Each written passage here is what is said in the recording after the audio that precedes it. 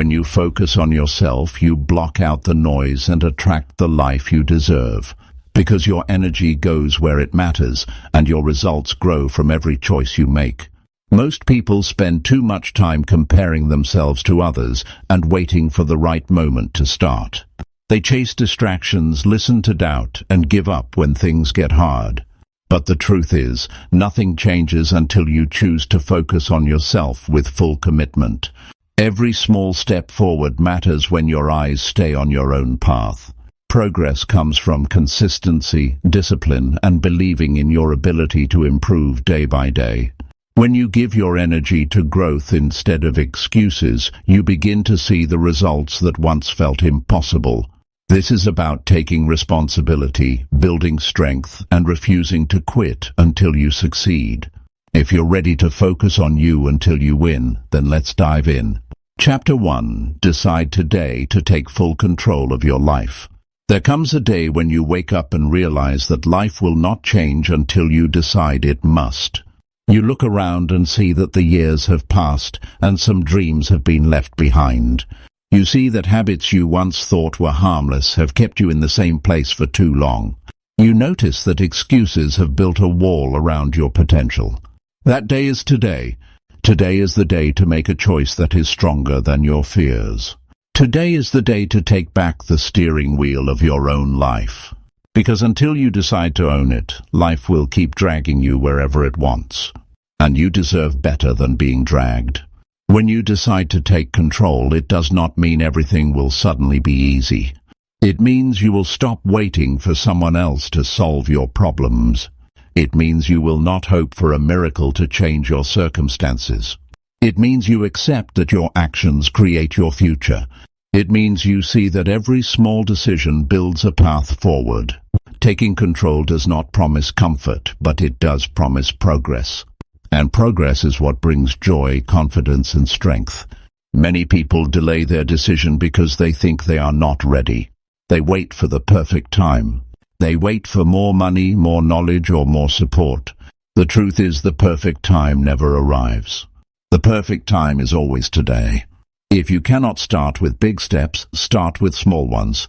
If you cannot change everything, change one thing. The key is to begin now, because once you begin, momentum will help you keep going. The only wrong choice is to do nothing. Taking control starts with honesty. You must be honest about where you are. You must be honest about the results you are getting. You must be honest about the habits that keep you stuck. It takes courage to admit that you are responsible. But it also gives you freedom, because once you admit you created your results, you know you can create new ones. If you blame luck or people or the past, you remain powerless. But when you accept responsibility, you gain strength. That strength is the foundation of a new life. Think about how many times you gave away control. You let anger control your words. You let fear control your choices. You let comfort control your future. And every time you gave away control, you felt weaker. But every time you stood up and acted with intention, you felt stronger. You felt alive. You felt proud. That is the feeling you must chase. Not the feeling of ease, but the feeling of growth. The feeling of owning your decisions. Deciding to take control means you must let go of excuses. Excuses feel safe because they protect you from guilt. But excuses also steal your future. They tell you it is not your fault, so you do nothing. They tell you life is unfair, so you wait. They tell you you are unlucky, so you stop trying. The truth is, everyone faces struggle. Everyone faces pain. The difference is some choose excuses and some choose action. The ones who choose action are the ones who rise. Now, control is not about controlling other people. It is not about forcing the world to work your way. It is about controlling yourself. It is about controlling your thoughts, your discipline, your energy, your time. If you cannot control yourself, you will always be at the mercy of the outside. But if you learn to control yourself, you will feel power that no one can take. Control of yourself is the highest form of freedom. Look at the people who inspire you. They are not lucky. They are not special. They made a decision. They chose discipline over ease. They chose courage over fear. They chose action over excuses. You can do the same. You can decide today to live with that same strength. And once you decide, everything begins to shift. Your mind shifts. Your habits shift. Your results shift. All from one single decision. Think about how good it feels when you keep a promise to yourself. Think about how powerful it feels when you finish what you start. That feeling is available every day. It begins with saying to yourself, I am in charge now. I will no longer let time pass while I stay the same. I will no longer be a victim of my own inaction. I will no longer wait for life to hand me a better future. I will build it myself. It will not be easy, but it will be worth it. When you take control, you will face resistance. You will face doubt. You will face days when you want to quit. But if you hold the decision firm, you will keep moving. And with each day you will grow stronger. You will feel a new pride, a new clarity, a new energy. This is the reward of control. It is not comfort, but it is the life you truly want. Taking control also means you must decide what matters to you. You cannot control everything, so you must choose your focus. You must decide which goals are important and which distractions must go. You must decide where to put your time and where to say no. Without priorities, control slips away. But with priorities, control becomes sharp and powerful. You become clear about who you are and what you want. And that clarity gives you strength that confusion never can. Many people fear making the wrong decision. They fear failing. But remember that no decision is worse than a wrong decision. A wrong decision at least teaches you. A wrong decision gives you feedback. A wrong decision shows you where to adjust. But no decision leaves you empty. No decision keeps you in the same place. No decision wastes your time. So do not fear wrong decisions. Fear indecision. Control also means setting standards for yourself. If you accept low standards, you get low results. If you accept weak effort, you get weak outcomes. But if you raise your standards, you rise with them. Standards are like a measure of how much you respect yourself. If you demand more from yourself, you will give more. And when you give more, life rewards you. Set high standards and live by them every day. Your life is built on the choices you make. Each choice may feel small, but together they shape everything. The choice to read or to scroll. The choice to move or to sit. The choice to save or to spend. The choice to speak with kindness or with anger. These choices add up, and when you control them, you control your direction. If you do not control them, they control you, and your life becomes accidental instead of intentional. Taking control also means you will sometimes feel lonely, because many people do not want control. They want comfort.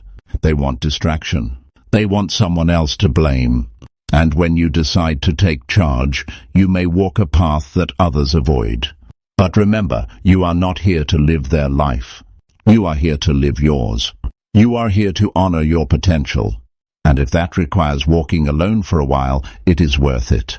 Today can be the day you look back on and say, that was when I changed. That was when I decided to rise. That was when I stopped waiting. That was when I became the author of my own story. Chapter 2. Focus energy on what you can change now. One of the greatest struggles people face is wasting time and strength on things they cannot control. Many people spend hours worrying about what others think. Many spend days blaming the past or blaming people for how life turned out. Many spend years waiting for circumstances to get better on their own. All of this drains the spirit and leaves no energy for what truly matters. The truth is, life gives you power only in the present. The past cannot be changed. The future has not yet come. All you can shape is what you choose right now. If you learn to put your energy where it matters, you will see progress faster than you ever thought possible. The human mind often wants to fight against reality. It wants to argue with things it cannot control. It wants to resist situations that are already set. But this fight never wins. It only weakens you. When you let go of what you cannot change, you free yourself. You gain focus. You release stress. You clear space for real growth. Think about how many times you lost sleep over things beyond your reach. Think about how heavy it felt to carry burdens you could never lift. Now imagine what it feels like to put that weight down. That relief is the beginning of control. That clarity is the beginning of power. The first step is awareness. You must notice where your energy goes. Do you spend hours replaying mistakes in your mind? Do you waste time judging others? Do you fill your days with frustration over unfair things? If you do, then energy is leaking from your life. You cannot build a strong future with leaks. Awareness lets you see the leaks, and once you see them, you can fix them. You can redirect energy to actions that bring results. Energy focused on the present is energy that multiplies. You must train yourself to ask one simple question every day. Can I change this? If the answer is yes, then act. If the answer is no, then release it. That release does not mean you approve of what happened. It means you refuse to give it power over you. It means you are strong enough to focus on what you can control. That single habit can transform your life. It stops you from wasting strength. It gives you the discipline to choose action over complaint. And it builds peace in your mind. Think of the areas you can control right now. You can control how you spend your time today.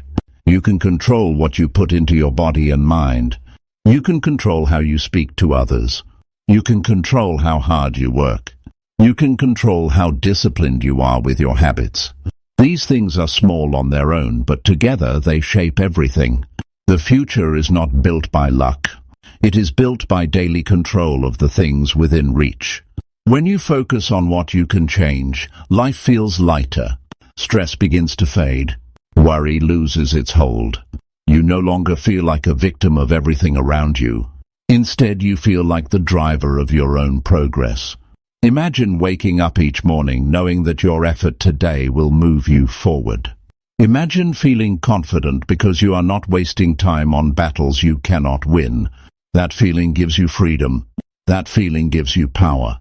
But let us be honest, this is not easy at first. The habit of focusing on the wrong things is strong. Complaining feels natural. Blaming feels safe. Worrying feels familiar. But none of these bring growth. They keep you stuck. You must be stronger than those habits. You must remind yourself daily to choose wisely where your energy goes. At first it takes effort, but over time it becomes natural. And when it becomes natural, you feel unstoppable. Energy is limited each day. You cannot waste it and expect success. Think about it like fuel. If you pour it into anger, none is left for growth. If you pour it into fear, none is left for courage. If you pour it into regret, none is left for action. But if you pour it into habits, learning, work and care, your life moves forward. You build results that no one can take away. That is the reward of wise focus. You must also accept that some things are unfair and out of your reach. Life will not always be equal. People may treat you wrongly. Circumstances may not favor you. But if you give all your focus to these things, you lose twice. You lose because the event hurt you, and you lose again because you gave it your energy. The better path is to take what happened, learn from it, and move on. Put your strength into building what you can. That is how people rise despite the odds. That is how people turn pain into progress. It is also important to see how powerful the present moment is. Many people underestimate today. They think change is far away. But every day carries the seeds of change. Every small step builds momentum. Every small effort adds weight to your progress. If you commit to focusing on what you can change each day, you create a chain of wins. Those wins become habits. Those habits shape your future. That future is created one present moment at a time. Focus also demands discipline with your attention. In today's world, distraction is everywhere. You can lose hours in meaningless activities. You can lose focus in endless entertainment. You can lose your life waiting for something better to appear. To focus, you must learn to say no. You must learn to protect your attention. You must give it to things that move you forward, because what you give attention to grows. If you give it to negativity, negativity grows. If you give it to growth, growth expands. Choose wisely. Think about your health, your relationships, your finances, your work. In each of these, there are things you cannot control, but there are also things you can control today. You can take one small step in your health. You can give one kind word in your relationships. You can save $1 for your finances. You can give 1 hour of deep focus to your work. These steps may seem small, but they build, and over time they create a new reality. The key is to act where you can today. When you stop pouring energy into what you cannot change, you will feel a surge of power. You will notice more clarity. You will see progress where there was once only frustration. You will realize that most of the limits in your life were not the world outside, but the focus inside. Once your focus shifts, your results shift. Once your results shift, your confidence grows. And once confidence grows, you create momentum that carries you forward. Remember, energy is precious. Do not waste it on things beyond your reach. Give it to what you can shape today. Give it to your actions, your habits, your mindset. Give it to the small choices that add up to a great life. Each time you do this, you become stronger. Each time you do this, you gain control. And each time you do this, you move closer to the life you want. The future belongs to those who focus their energy wisely. It belongs to those who stop wasting time on the uncontrollable. It belongs to those who act with intention in the present. That is the path to progress. That is the path to freedom. And that is the path to winning your own life.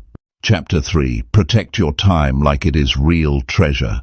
The one resource that every person receives equally is time. You may not have the same money as others. You may not have the same connections as others. You may not have the same opportunities as others. But every person wakes up with 24 hours. That is the gift. That is the treasure. Yet most people do not treat it as treasure. They give it away too easily. They waste it on things that do not matter. They spend it as if it will never run out. Then one day they look back and wish they had been more careful. Time cannot be replaced. Time cannot be stored. Time cannot be borrowed. Once it is gone forever. That is why protecting your time is one of the greatest decisions you can make. Think about how often your time is stolen. It is stolen by distractions that pull you away from what matters. It is stolen by people who do not respect your priorities. It is stolen by habits that give you no return. When your time is stolen, your life is stolen. Every wasted hour is an hour that could have been used to grow, to build, to connect, to create. Protecting your time is protecting your future. It is refusing to let meaningless things rob you of what matters most. You must learn to value your time the way you value your health. You do not eat anything you find if you care about your health. You choose carefully. In the same way, you must not give your time to anything that asks for it. You must choose carefully. Ask yourself, does this activity give me value? Does it move me closer to my goals? Does it make me stronger, wiser, healthier, happier? If it does not, then it is stealing from you. Protecting your time means being strict about what deserves it. Most people think the problem is that they do not have enough time. The real problem is that they do not use it well. Everyone has the same hours. The difference is in the use. Some people fill their hours with action, learning, and growth. Others fill their hours with waiting, complaining, and distraction. The first group feels progress. The second group feels frustration. The key is not more time. The key is wiser use of time. Protecting your time is the path to wise use. Start by noticing the little ways time slips away. 10 minutes on a meaningless distraction turns into an hour. A short conversation that adds no value turns into half a day. A small delay in starting your work turns into wasted potential. These small leaks drain your life. Protecting your time means stopping these leaks. It means setting limits. It means saying no. It means building habits that guard your focus. This is not harsh. This is respect for yourself. Protecting your time also means protecting your focus. Time without focus is wasted. You can sit at a desk for 3 hours and achieve nothing if you are distracted. But with focus, 1 hour can be worth more than a full day. Focus multiplies the value of time. To protect your focus, you must remove distractions. You must create an environment where your mind can work. You must practice discipline in the way you use technology, entertainment, and noise. Focus is fragile, but with care it becomes powerful. Another key is to learn the difference between urgent and important. Many things feel urgent but are not important. Messages, calls, small tasks, interruptions. They scream for your attention but give you little in return. Important things often do not scream. They wait quietly. Health, relationships, growth, learning. These do not push you, but they shape your future. Protecting your time means choosing important over urgent. It means not letting noise drown out what truly matters. You must also guard your time from people who waste it. Some people do not respect their own time, so they will not respect yours. They want to chat endlessly. They want to complain. They want to drag you into their drama. Protecting your time means being kind but firm. You must say no when something takes you away from your priorities. You must not let guilt force you into wasting hours. Your life is too valuable to give away carelessly. Think about how powerful it feels when you use time well. You finish your work and feel accomplished. You spend time with loved ones and feel connected.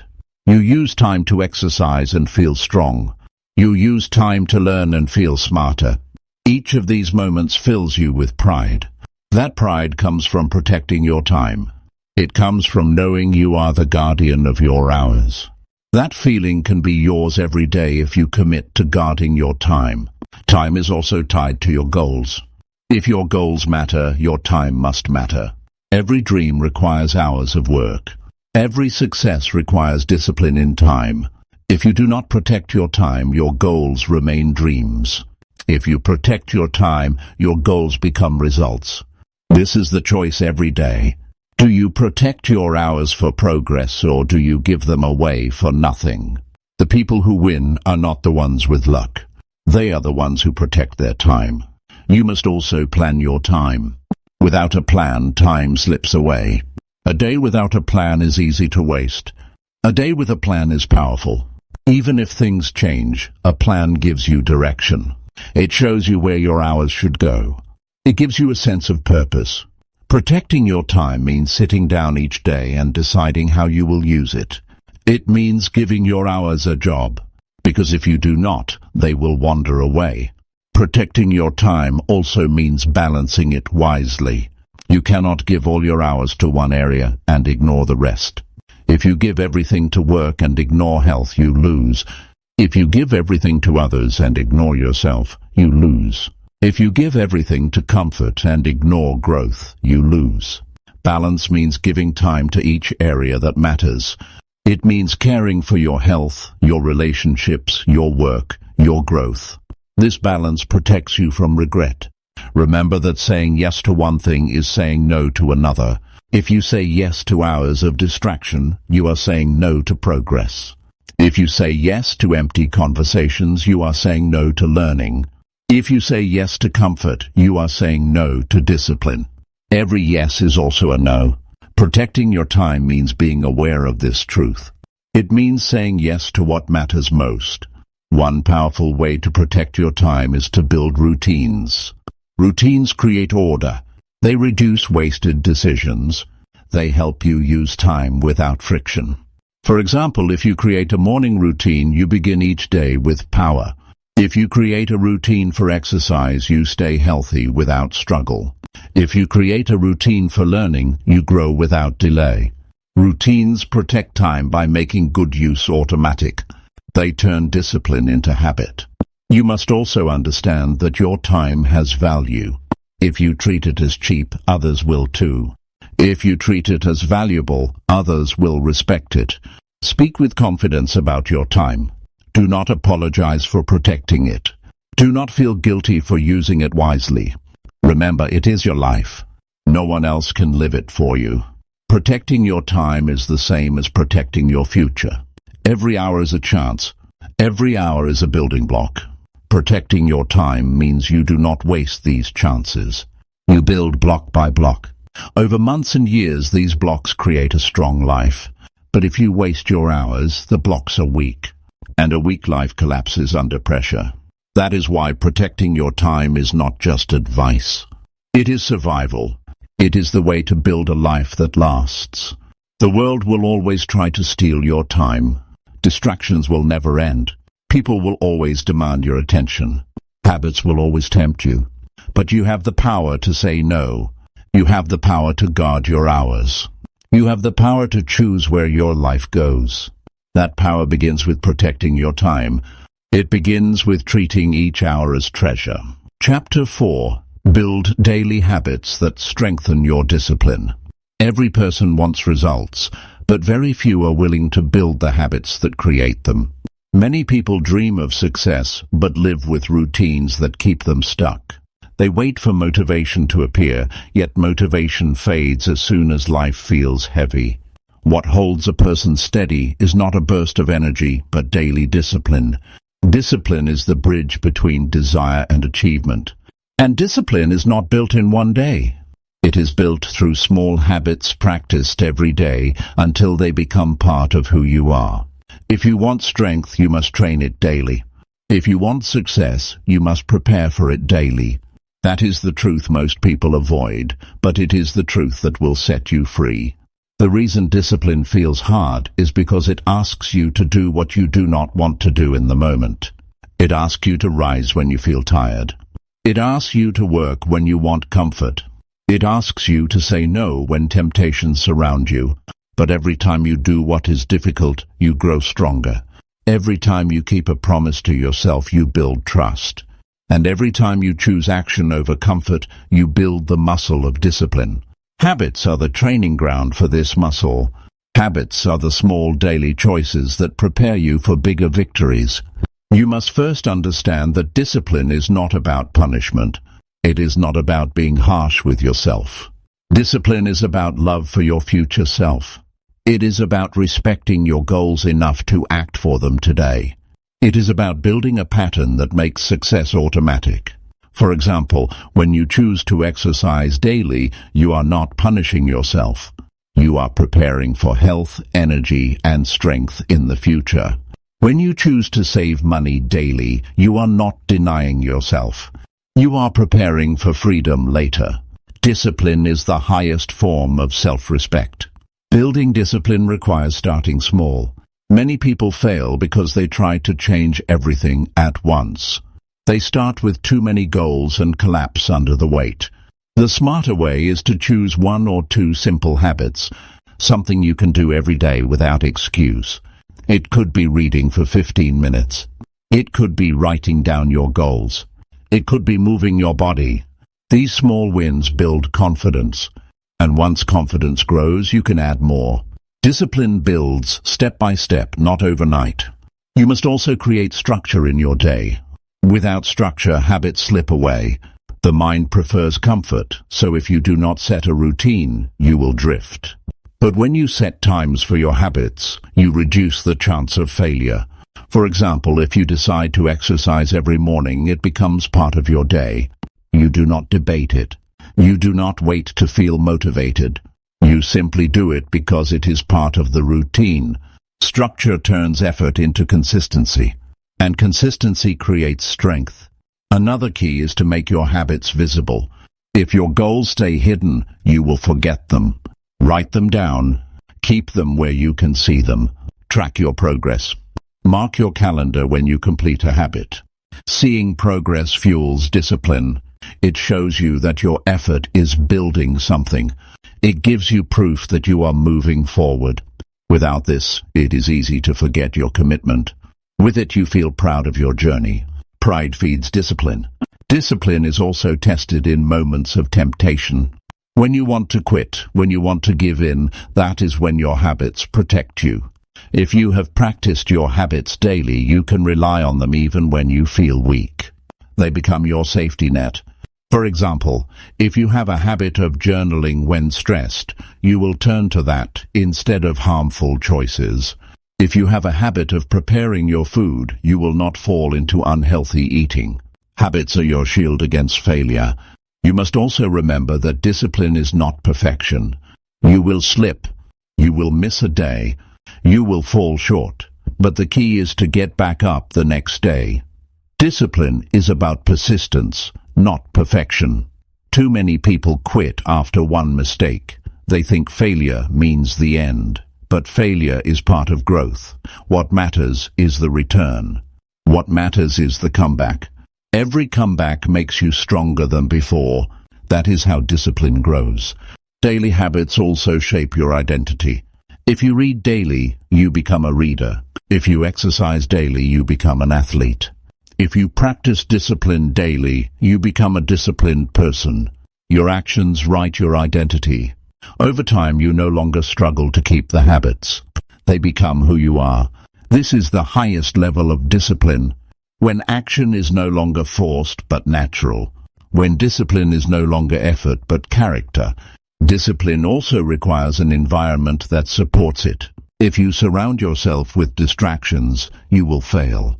If you keep temptations within reach, you will fail. You must design your space to make discipline easy. For example, if you want to read more, keep books near you. If you want to exercise, prepare your clothes the night before. If you want to focus, remove distractions from your room. Environment shapes behavior more than willpower. Protect your habits by shaping your environment. Accountability also strengthens discipline. When you share your goals with someone, you feel more responsible. When someone checks on your progress, you feel motivated to keep going. This is not about pressure, but about support. Discipline grows stronger when it is not hidden. Find someone who respects your journey. Share your habits. Report your progress. Let accountability fuel your consistency. It is also important to reward yourself for discipline. Rewards remind your mind that effort brings joy. The reward does not need to be big. It could be the pride of checking a box. It could be a moment of rest. It could be enjoying the results of your habit. Rewards keep your habits alive. Without reward, habits feel like endless struggle. With reward, habits feel like growth and celebration. Discipline in habits also carries over to other parts of life. If you build discipline in health, it helps in work. If you build discipline in learning, it helps in relationships. Discipline is like a chain that strengthens everything it touches. That is why daily habits are so powerful. They are not only about the habit itself. They are about building a stronger you. A person who can be trusted to act with strength, no matter the situation.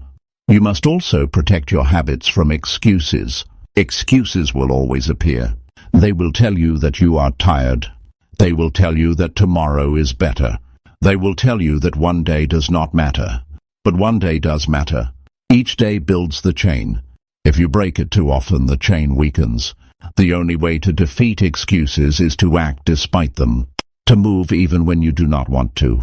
To keep your word no matter the feeling. That is true discipline. Remember that building habits is not about speed.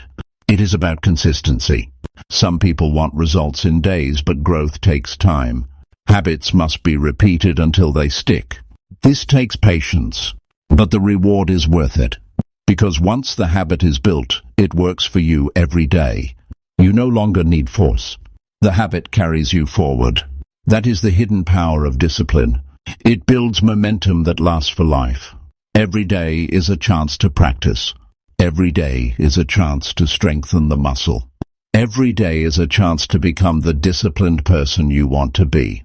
You do not need to wait for the future. You do not need to wait for motivation. You only need to build the habits today. One action at a time. One choice at a time. Over time, these choices build a life that reflects your highest standards. And that is how daily habits strengthen discipline. Chapter 5. Learn to say no to distractions with confidence. Every person has dreams, but many never reach them because they are pulled away by distractions. These distractions seem small in the moment, but they add up to wasted time, wasted focus, and wasted energy. Most people know what they should be doing, yet they struggle because their attention is stolen again and again. They begin their day with clear goals, but end it with nothing done. They feel guilty and frustrated, yet they repeat the same cycle the next day. This is not because they lack intelligence. It is because they have not learned the power of saying no with confidence. Until you learn to say no to distractions, your goals will always compete with what is easier, louder, or more tempting.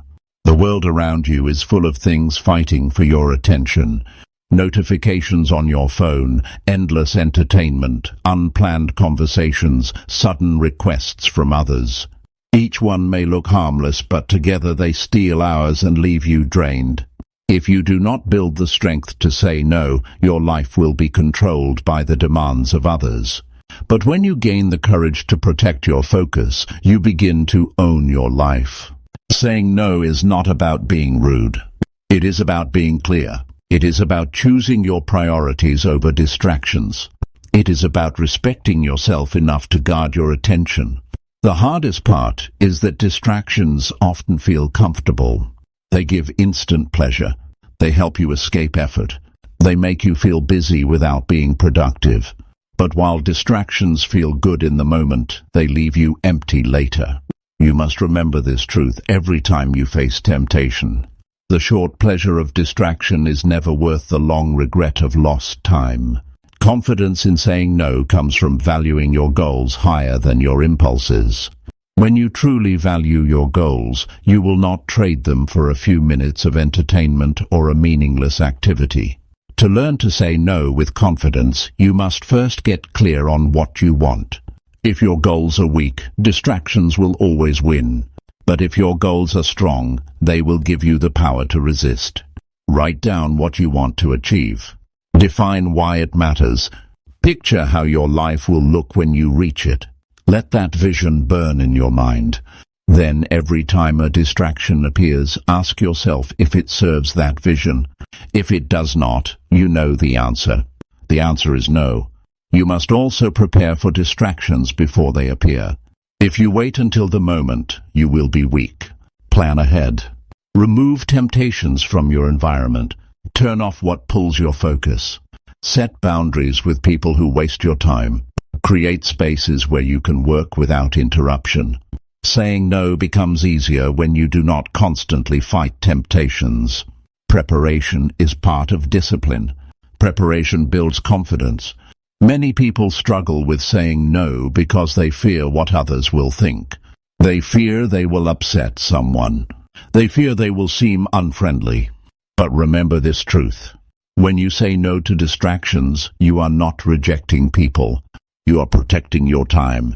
You are guarding your goals. You are respecting your own future. People who value you will understand. And those who do not respect your time should not control it. Confidence grows when you realize that every yes to someone else is a no to yourself. It is also important to practice small no's every day. Discipline grows in steps. Start by saying no to the little things. Say no to one more scroll on your phone. Say no to one more show when it is time to sleep. Say no to one more hour wasted on gossip. These small no's build strength. And when bigger distractions come, you will already have the muscle to resist. Each no makes the next one easier. Each no builds a pattern of respect for your own priorities. Confidence in saying no also comes from reminding yourself of what is at stake. Every hour wasted is an hour you never get back. Every distraction you accept is progress delayed. Time is the one thing you cannot recover. When you remember how valuable time is, it becomes easier to protect it. Say to yourself, my life is worth more than this distraction. My goals deserve more than this waste. That reminder fuels your strength to say no. Learning to say no also requires honesty with yourself. Many people call their distractions breaks or rest, but often they are just avoidance. True rest renews your energy. True breaks refresh your mind. Distractions drain you and leave you feeling guilty. Be honest about the difference. Give yourself real rest when needed, but do not lie to yourself by calling distraction rest. Honesty builds confidence. Confidence helps you say no. One key is to replace distractions with purposeful habits. If you only remove distractions, you will feel empty. You must fill that space with something meaningful. For example, replace mindless scrolling with reading. Replace gossip with meaningful conversation. Replace wasted time with skill building. This shift makes saying no easier because you are not only rejecting something, you are choosing something better. And when you see progress from those choices, confidence grows. Another step is to practice direct communication. When people ask for your time in ways that distract you, learn to say no clearly. You do not need long excuses. You do not need to apologize endlessly. A simple, respectful no is enough. For example, say, "I cannot right now. I am focused on something important." Or, "I appreciate the offer, but I need to stay on task." Clear words show strength. Clear words build respect. The more you practice, the more natural it becomes. Saying no is not only about avoiding distractions from others. It is also about saying no to yourself. Your own mind can be your biggest distraction. It will tell you to delay. It will tell you to choose comfort. It will tell you that one more hour of laziness is fine. But if you always listen, you will stay stuck. Learning to say no to your own excuses is the highest level of confidence. That is when discipline becomes true power. Confidence also comes from results. Each time you say no to a distraction and yes to your goals, you feel progress. That progress gives you pride. That pride strengthens your belief that you can do it again. Over time, you build proof that you can resist distractions. Proof creates confidence. Confidence creates freedom. Freedom allows you to focus fully on what matters. You must also understand that not every opportunity is worth your time. Some distractions look valuable on the surface. They may look like opportunities, but they are not aligned with your vision. Learning to say no with confidence means you do not chase everything. You chase only what matches your goals. You choose quality over quantity. You choose depth over noise. This choice is what separates those who achieve from those who stay busy but go nowhere. Remember, distractions will always be there. They will never disappear. But your response can change. You can grow stronger. You can become the person who guards attention like treasure. You can become the person who says no with calm confidence. You can become the person who does not waste hours on what does not matter. This is not about being strict with others. This is about being loyal to yourself. Your loyalty to your goals must be stronger than your desire for distraction. Every day will test you. Some days you will succeed. Some days you will slip. But every day gives you another chance to practice. Each day is a new opportunity to build the strength to say no. Each day is a chance to prove that your goals matter. Each day is a step toward the life you want. And that step begins with the simple, powerful act of saying no to distractions with confidence. Chapter 6. Put your goals in writing and review daily. Most people carry their goals only in their thoughts, and that is why those goals never take root. A thought is fragile. A thought can disappear when you are tired, discouraged, or distracted. A thought can be pushed aside by fear or replaced by doubt. But when you put your goals in writing, they become solid. They move from imagination to reality.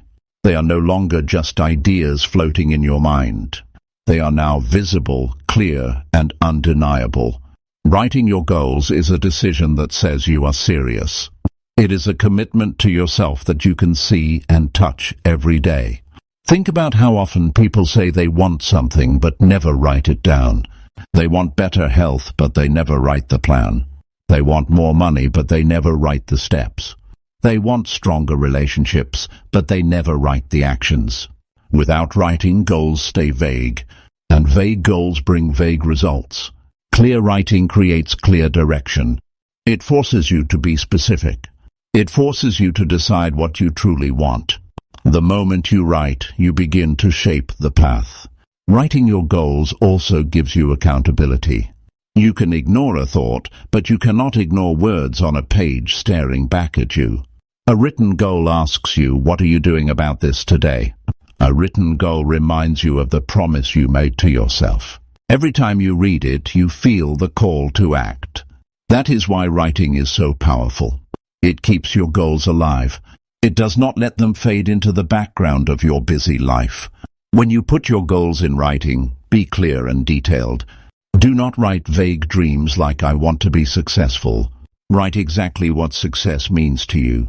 Write the numbers, the dates, the habits, the steps. Write in a way that you can measure your progress. For example, instead of writing "I want to be healthy," write "I will exercise for 30 minutes every day." Instead of writing "I want to save money," write "I will save $200 each month." Precision builds power. Precision gives you targets. Once your goals are written, the next step is to review them daily. This is where many people fail. They write their goals once and never look at them again. That is like planting a seed and never watering it. Daily review is the water. Daily review keeps your goals fresh in your mind. It reminds you of your direction when life tries to distract you. It strengthens your focus every morning and every evening. It keeps your vision strong when your energy is low. Daily review is not about long hours.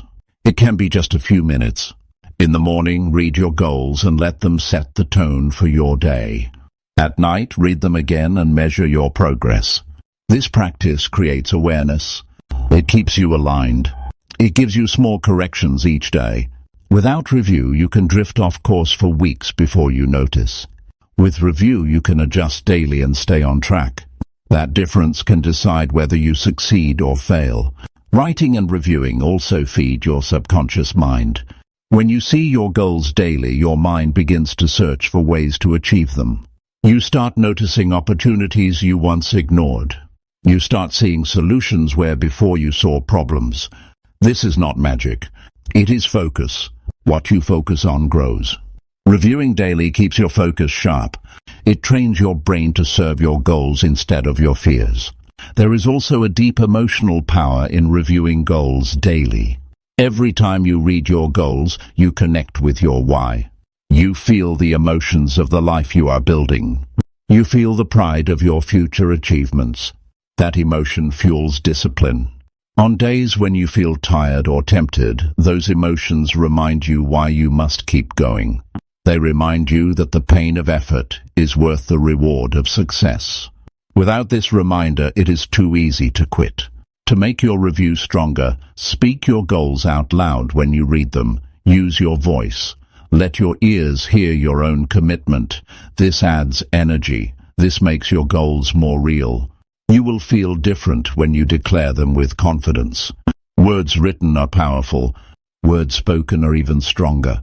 Together, they shape belief. And belief is the foundation of action. Some people think writing and reviewing is unnecessary. They believe they can keep goals in their head. But think about how many thoughts run through your head every day. Thousands of them. How can you expect your goals to survive in that noise without writing? Your mind is too busy. Your thoughts are too scattered. Writing pulls goals out of the noise. Reviewing plants them firmly in your daily life. This is why the most successful people write and review. They do not leave their future to chance. Another advantage of writing and reviewing is that it shows progress. When you look back at old notes, you see how far you have come. You see that what was once a dream is now your reality. This gives you pride. It also gives you proof that the process works. That proof builds confidence. Confidence makes you set bigger goals. Bigger goals create bigger results. All of this begins with writing. All of this grows with daily review. Reviewing also helps you refine your goals. Sometimes your first goals are too vague, too small, or even the wrong ones. As you review daily, you gain clarity. You discover what matters most. You adjust your direction. Without review, you may chase the wrong goals for years. With review, you correct early. This saves time. This saves energy. This brings you closer to the life you truly want. Make reviewing goals a sacred part of your routine. Guard it as you guard your health. Do not skip it. Do not treat it as optional. Treat it as essential. Keep your goals where you can see them. A notebook, a card, a journal, a board. Carry them with you if you can. Let them stay close so they are never forgotten. The closer your goals are to you, the stronger your connection with them. Daily review also builds discipline. It reminds you that your success depends on consistency, not random effort. Each review says to you, today is another chance to act. Each review keeps you accountable. Over time, this daily rhythm becomes a habit. And once it becomes a habit, it no longer feels like work. It becomes part of who you are. The person who reviews goals daily is the person who lives with intention. There will be days when you do not feel like reviewing. There will be days when life feels heavy. On those days, review anyway. Especially on those days. Because that is when your goals protect you. That is when they remind you of the bigger picture. That is when they keep you from drifting into weakness. Consistency during hard days builds strength. Strength is what separates dreamers from achievers. Remember, a written goal is a contract with yourself. Reviewing daily is keeping that contract alive. It is saying to yourself, I will not break my promise. I will not forget my vision. I will not waste my days. That contract is sacred. That contract is the foundation of achievement. Treat it with respect. Keep it alive with daily review. When you live this way, your goals are never far from your heart. They are not just wishes. They are not just dreams. They are written, clear, and alive. They guide your actions. They shape your choices. They remind you daily of the life you are building. And that daily connection is what turns goals into reality. Chapter 7. Train your mind to think solutions, not problems. Every person faces problems. Problems with work, with money, with health, with relationships. Some problems are small and some feel overwhelming. The difference between people who rise and people who stay stuck is not the absence of problems. It is the way they think about them.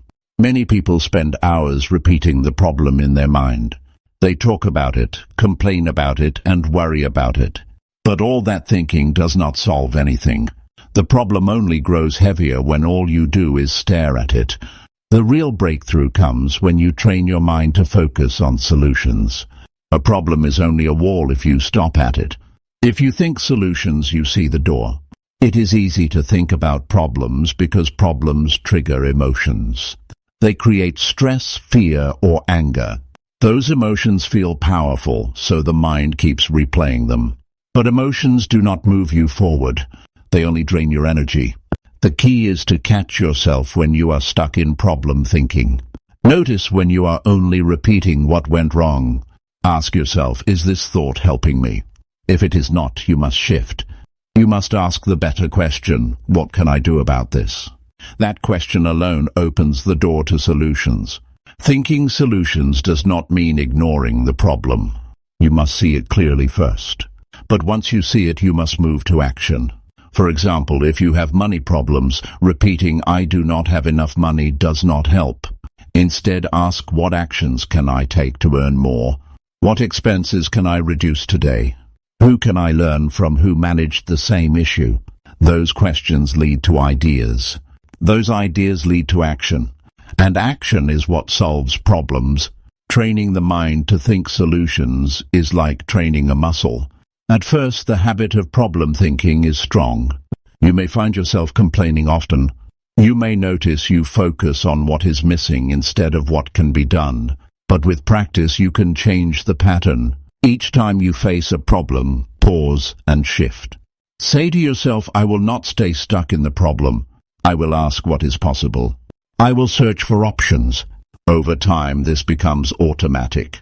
You will notice yourself moving faster from frustration to action. One powerful way to think solutions is to break the problem into parts. Big problems often feel impossible because they are too large in your mind. But every big problem is made of smaller parts. Ask yourself, what small step can I take today? What part of this issue can I handle right now? When you solve the first piece, you build momentum. That momentum carries you to the next step. Eventually, the big problem shrinks because you solved it piece by piece. Thinking this way keeps you calm and focused. Another key is to stay open-minded. Many times solutions exist, but we do not see them because we are stuck on one way of thinking. When you train your mind for solutions, you also train it for creativity. You ask, is there another way? Can I try a new method? Can I learn from someone else who succeeded? Solutions often appear from unexpected places. But you must stay curious. You must be willing to explore, experiment, and learn. That is how solutions grow. Thinking solutions also means refusing to play the victim. Problems tempt you to blame others or circumstances. But blame is problem thinking. It gives away your power. When you blame, you say, I cannot do anything. When you take ownership, you say, I can find a way. This shift is powerful. It puts the control back in your hands. You cannot always control the situation, but you can always control your response, and your response determines your progress. It is also important to manage your language. The words you use shape the way you think. If you always say this is impossible, your mind will stop searching. If you say this is hard, but I will find a way, your mind will stay open. The language of solutions is positive, direct, and strong. Train yourself to speak in ways that push you forward. Instead of saying I cannot, say I will try.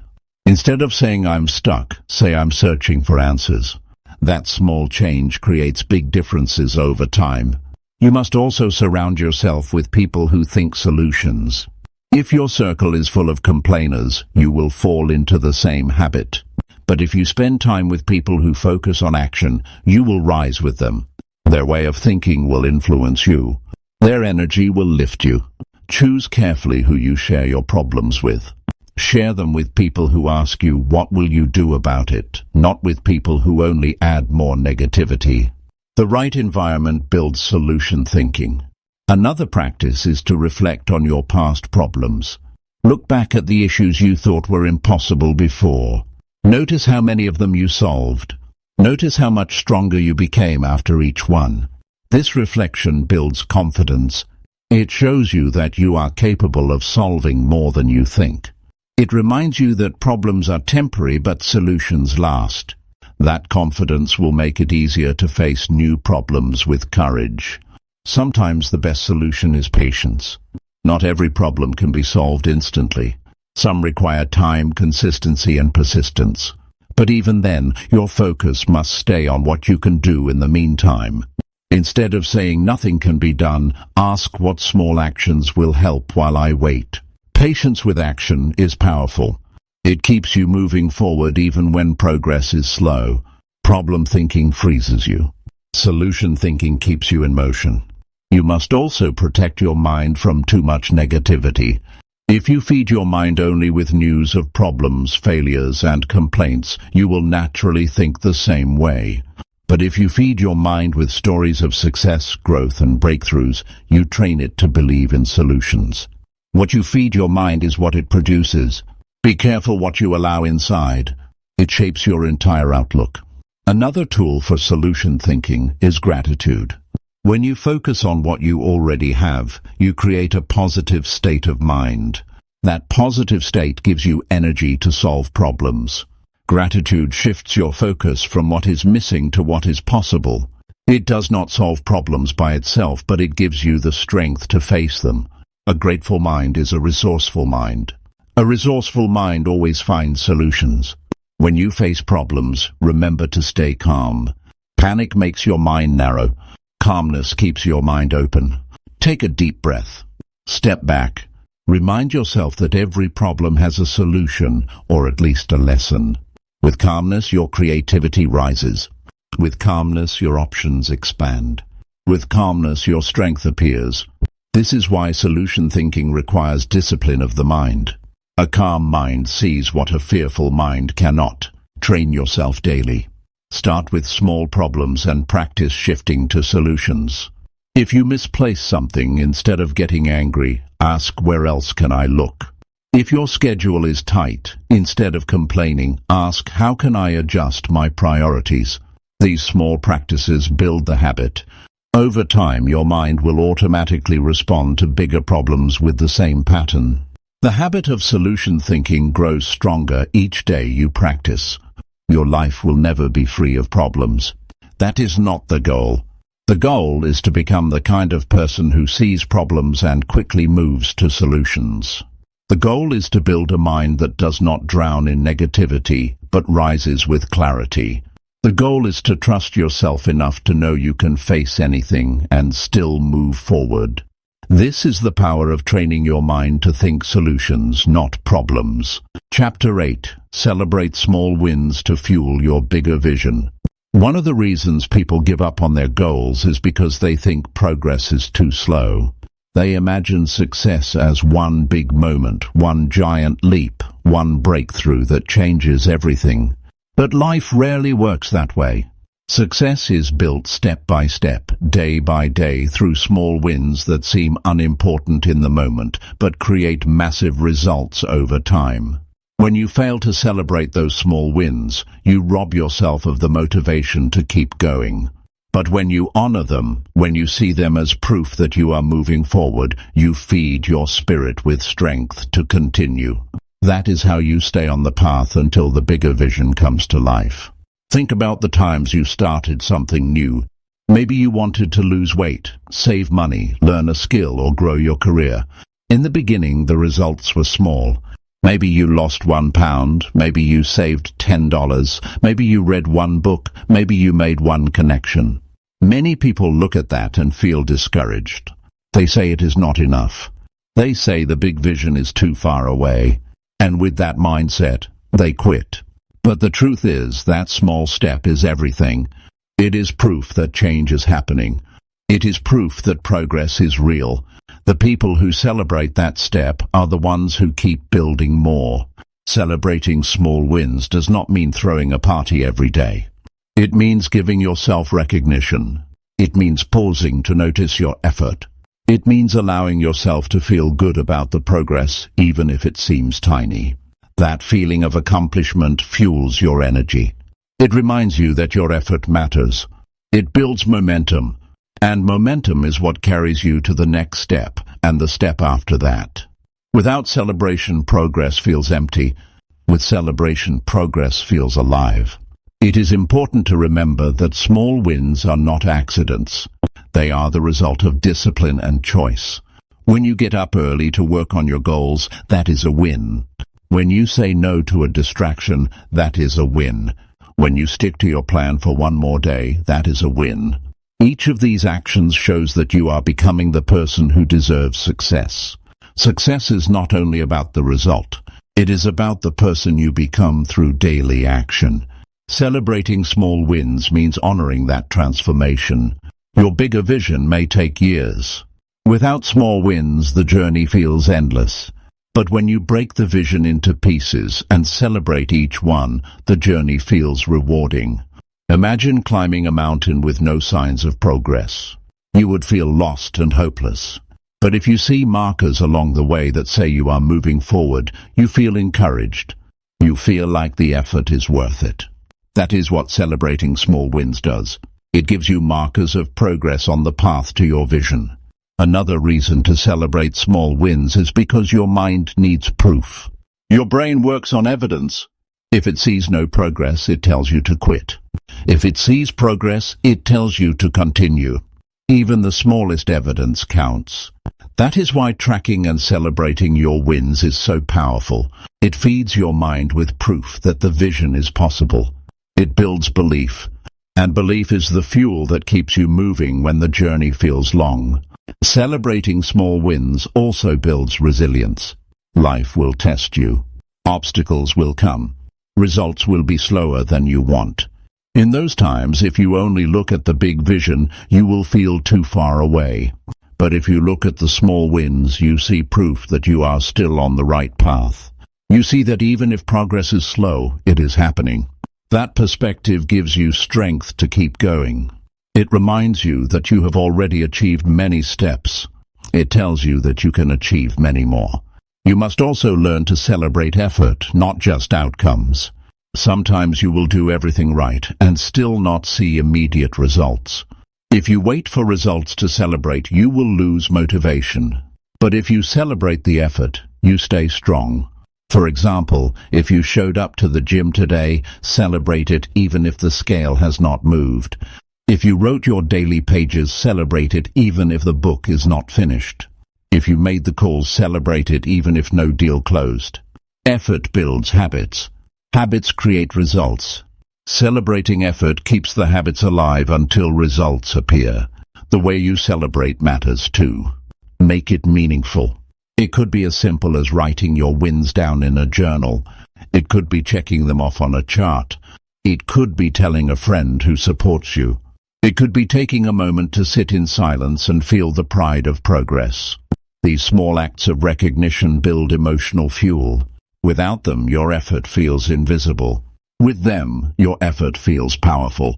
It is also important to compare yourself only to your past self, not to others. Many people fail to celebrate their wins because they compare them to someone else's success. They say, I only earned this much, but that person earned more. They say, I only lost this much weight, but that person lost more. Comparison steals joy. Focus on your own progress. If you are better today than you were yesterday, that is a win. Celebrate it. If you moved forward even one step, that is progress. Celebrate it. Celebrating small wins also creates a positive cycle. The more you celebrate, the more motivated you feel. The more motivated you feel, the more action you take. The more action you take, the more wins you create. And the more wins you create, the more confidence you build. This cycle keeps you moving forward. Without it, you fall into the opposite cycle of discouragement. That is why celebration is not just nice. It is necessary. It keeps the fire alive. You must also realize that small wins often lead to big breakthroughs. The book that changes lives is written one page at a time. The fortune that gives freedom is saved $1 at a time. The strong body is built one workout at a time. The big vision is always the result of countless small wins stacked together. If you ignore them, you miss the truth that success is already happening in your life. But if you celebrate them, you see that you are already on the path. Sometimes small wins may feel invisible to others. People around you may not notice them. They may not clap for you. They may not encourage you. That is why you must learn to celebrate yourself. Do not wait for approval. Do not wait for applause. Be your own source of recognition. Be proud of yourself for every step. Confidence grows when you validate your own progress. Celebrating small wins also teaches gratitude. It makes you appreciate the journey, not just the destination. It reminds you that every step forward is valuable. It helps you stay present in the process instead of only chasing the future. Gratitude makes the journey lighter. Gratitude makes the effort meaningful. Gratitude keeps you moving with joy, not just with pressure. There will be days when you feel stuck. On those days, look back at your past wins. Remind yourself of the steps you have already taken. Remind yourself of the times you did not quit. Remind yourself of the effort you gave even when it was hard. That reflection will renew your belief. It will remind you that if you came this far, you can go further. Small wins from yesterday can give you strength for today. Make celebration a part of your discipline. At the end of each day, ask yourself, what did I do well today? Write it down. Say it out loud. Feel the pride. Do this every day. Over time, you will train your mind to see progress everywhere. You will stop focusing only on what is missing. You will start seeing what is working. That shift will keep you motivated for the long run. Remember, the bigger vision is important, but the bigger vision is only achieved by stacking small wins. Each win is a brick in the building of your success. Chapter 9. Keep moving forward even when progress feels slow. One of the most discouraging feelings in life is when you are giving effort, but the results feel invisible. You wake up, you do the work, you stay disciplined, and still the reward seems far away. It is easy in those moments to question yourself. It is easy to say, maybe I am not meant for this. It is easy to stop and let frustration win. But here is the truth. Progress is often slow before it becomes visible. Growth is happening even when you cannot see it. The seed under the ground is growing roots before it shows its leaves. Your effort today is preparing results you will see tomorrow. The only way you lose is if you stop moving. When progress feels slow, it is natural to feel doubt. You may think, why is this taking so long? Why does it seem easier for others? Why am I not further by now? These questions are normal, but they can trap you if you let them. You must shift your focus from speed to direction. The real question is not how fast am I moving, but am I still moving forward? If you are, then you are winning. If you are, then you are closer today than you were yesterday. That is what matters most. The danger of focusing only on speed is that it makes you blind to small victories. You may ignore the fact that you are stronger than last month. You may ignore the fact that your habits are better than last year. You may ignore the fact that you are learning skills that once seemed impossible. These small victories are proof that progress is happening. They may not look big, but they are building your foundation. Celebrate them because they are signs that your effort is working. Slow progress also tests your patience. Patience is not waiting while doing nothing. Patience is staying consistent while results take time. Patience is the discipline to keep showing up even when the reward is not immediate. Many people quit because they cannot handle delayed rewards. They want quick success, but quick success rarely lasts. Real success is slow, steady, and built on daily discipline. If you keep moving with patience, you will last longer than those who quit early. In moments of slow progress, remind yourself of your why. Why did you start in the first place? Why does this goal matter to you?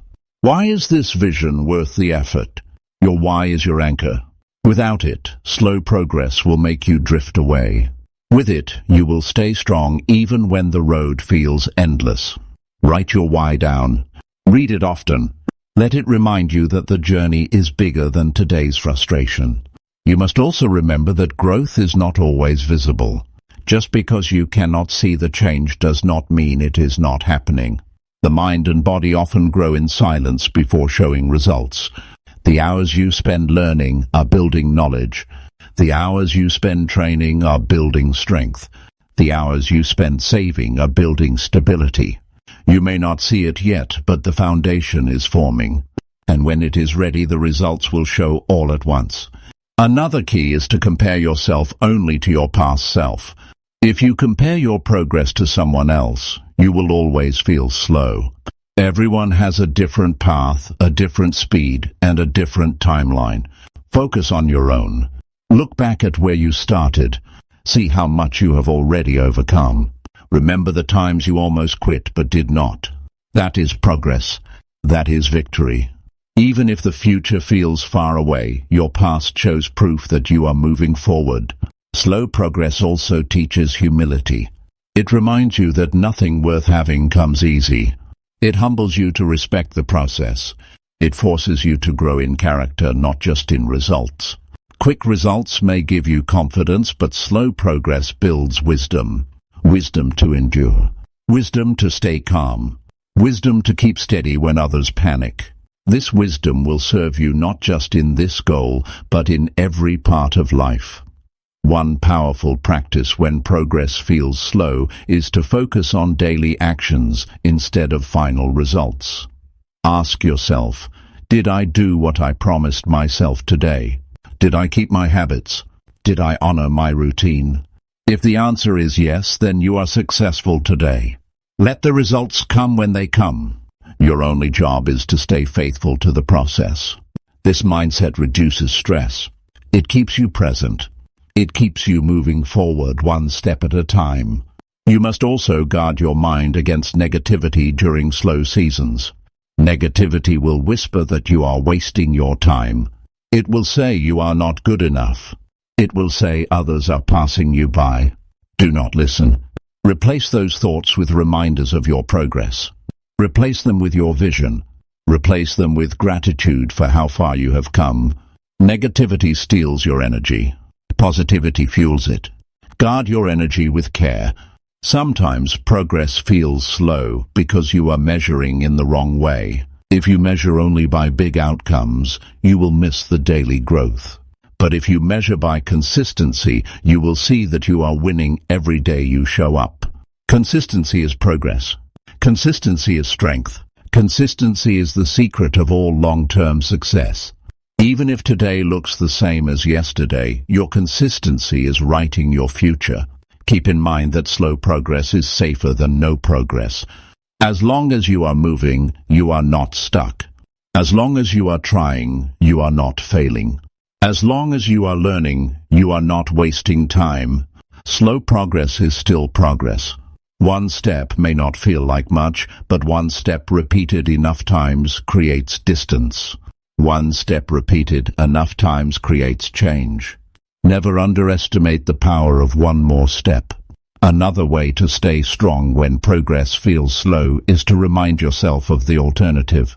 If you quit, where does that lead? If you stop, what do you gain? If you give up, what does your future look like? Quitting gives you nothing. Stopping brings you back to the same place you wanted to leave. Moving forward, even slowly, keeps the possibility alive. That possibility is worth every step. Surround yourself with people who encourage persistence. In slow seasons, support matters. Find people who remind you of your potential. Find people who respect your journey. Find people who tell you to keep going, not to give up. Their energy will lift you. Their belief will strengthen yours. No one succeeds alone. In hard times, the right circle can make the difference between quitting and continuing. It is also helpful to look at stories of others who succeeded after long seasons of slow progress. Many of the greatest achievements came after years of effort with little visible reward. Success came to those who refused to stop. Let these stories remind you that your journey is not unusual. Every great result requires persistence. Every dream worth chasing demands time. If they could endure, so can you. Make a habit of visualizing your future during slow times. See yourself achieving the goal. Feel the pride. Imagine the freedom. Imagine the joy. Let that vision carry you when your energy is low. Visualization is not fantasy. It is fuel. It keeps the dream alive in your heart when reality feels slow. It keeps you motivated to continue building the bridge between today and tomorrow. Finally, trust the process. Trust that your effort matters. Trust that your discipline will pay off. Trust that slow progress is still progress. Trust that each day you keep moving, you are creating change. Life rewards those who stay the course. Life rewards those who refuse to quit. Your job is not to control the speed. Your job is to keep moving forward one step at a time, no matter how slow it feels. Chapter 10. Surround yourself with people who lift you higher. Every person is influenced by the company they keep. You can have great goals, strong discipline and clear vision, but if the people around you are negative, lazy or careless, they will pull you down. It is not always obvious in the beginning. It happens slowly. A negative comment here, a discouraging remark there, a habit of wasting time together, and soon your energy fades. On the other hand, when you surround yourself with people who lift you higher, you feel inspired. You feel challenged. You feel supported. They remind you of what is possible. They remind you that your dreams are worth the effort. The right people make the journey lighter, stronger, and more rewarding. Think about how you feel after spending time with different people. Some leave you drained. You walk away with less energy, less confidence, and less focus. Others leave you lifted. You walk away with new ideas, renewed energy, and stronger motivation.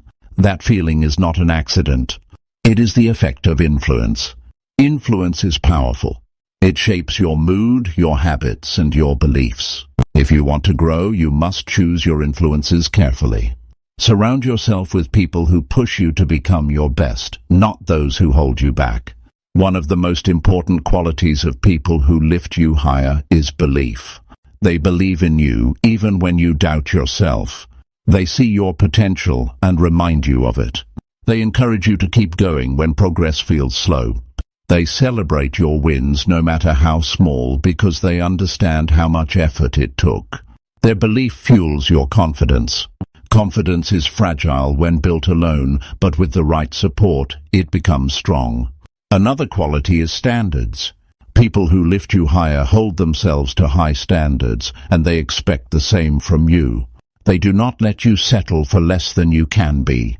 They challenge you to do better, not because they want to control you, but because they want to see you grow. When you are around people with high standards, you naturally rise to meet them. Standards are contagious. Low standards drag you down. High standards pull you up. The right people also bring positive energy. They focus on solutions, not just problems. They look for opportunities instead of excuses. They speak words that inspire instead of words that discourage. Energy is contagious. If you spend time with people who are constantly negative, your mindset will weaken. But if you spend time with people who bring light, courage, and optimism, your mindset will strengthen. The energy of your circle becomes the energy of your life. Surrounding yourself with the right people also gives you accountability. It is easy to break promises to yourself when no one is watching. But when you share your goals with people who truly care, you feel responsible. You know they expect you to keep going. Accountability keeps you disciplined. It keeps you honest. It keeps you moving even on days when you feel lazy. The right circle does not let you quit on yourself. They remind you of your commitment. Sometimes surrounding yourself with people who lift you higher requires letting go of people who do not. This can be difficult. You may feel guilty or afraid of disappointing them. But you must ask yourself, what is the cost of staying in the wrong company? If the cost is your potential, your peace, and your future, then the price is too high. Letting go does not mean anger.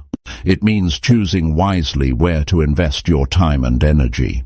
Not everyone belongs on your journey, and that is okay. You must also remember that lifting higher is not only about success in work or money. It is about every area of life. The right people encourage you to care for your health. They encourage you to grow in character. They encourage you to build strong relationships.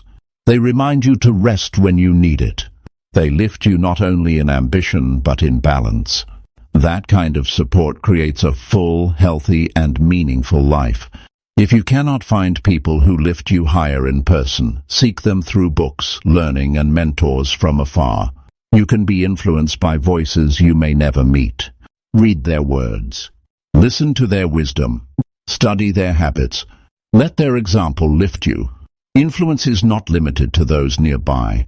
With intention, you can choose powerful influences from anywhere in the world.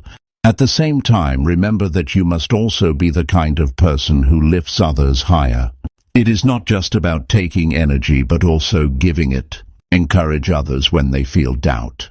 Celebrate their progress. Challenge them to hold higher standards. Be the kind of friend, mentor, or partner you wish to have. The more you give, the more you attract.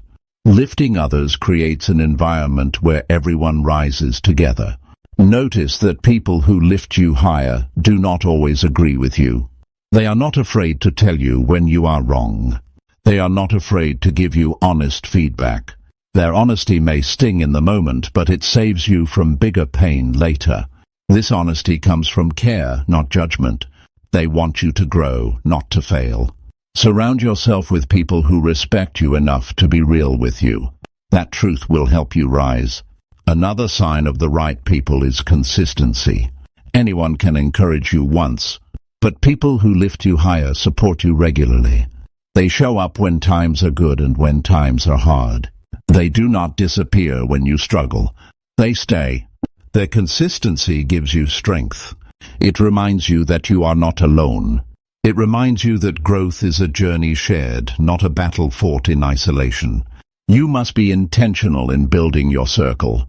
It will not happen by accident. Seek out people who inspire you. Join groups, communities, or networks where ambition is alive.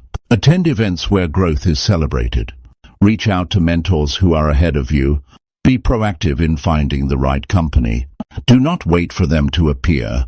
Create the circle you need. When you surround yourself with people who lift you higher, your vision expands. They help you see possibilities you never considered.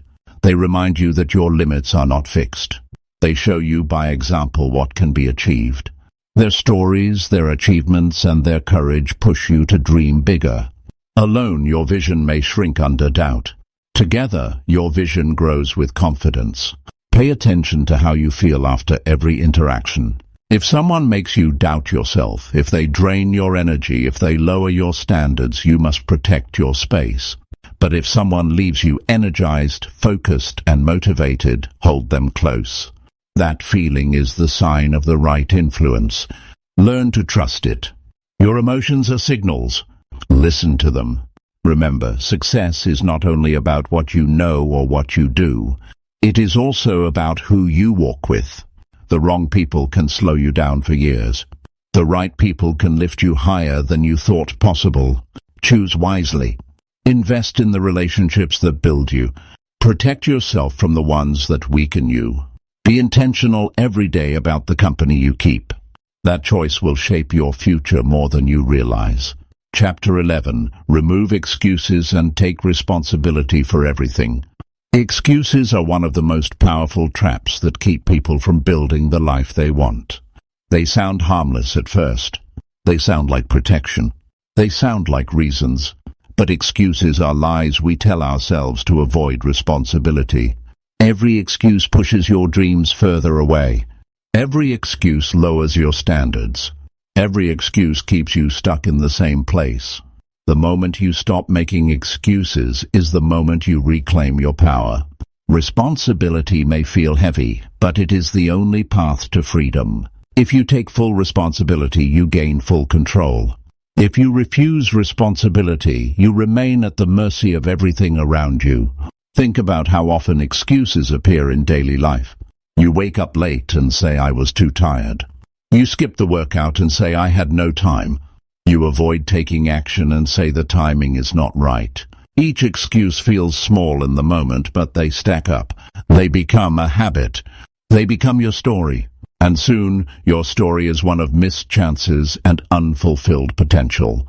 To break free, you must stop protecting yourself with excuses and start empowering yourself with responsibility.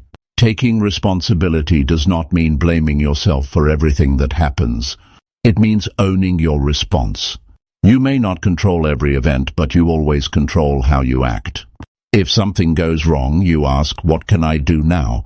If a challenge comes, you ask, "How do I move forward?"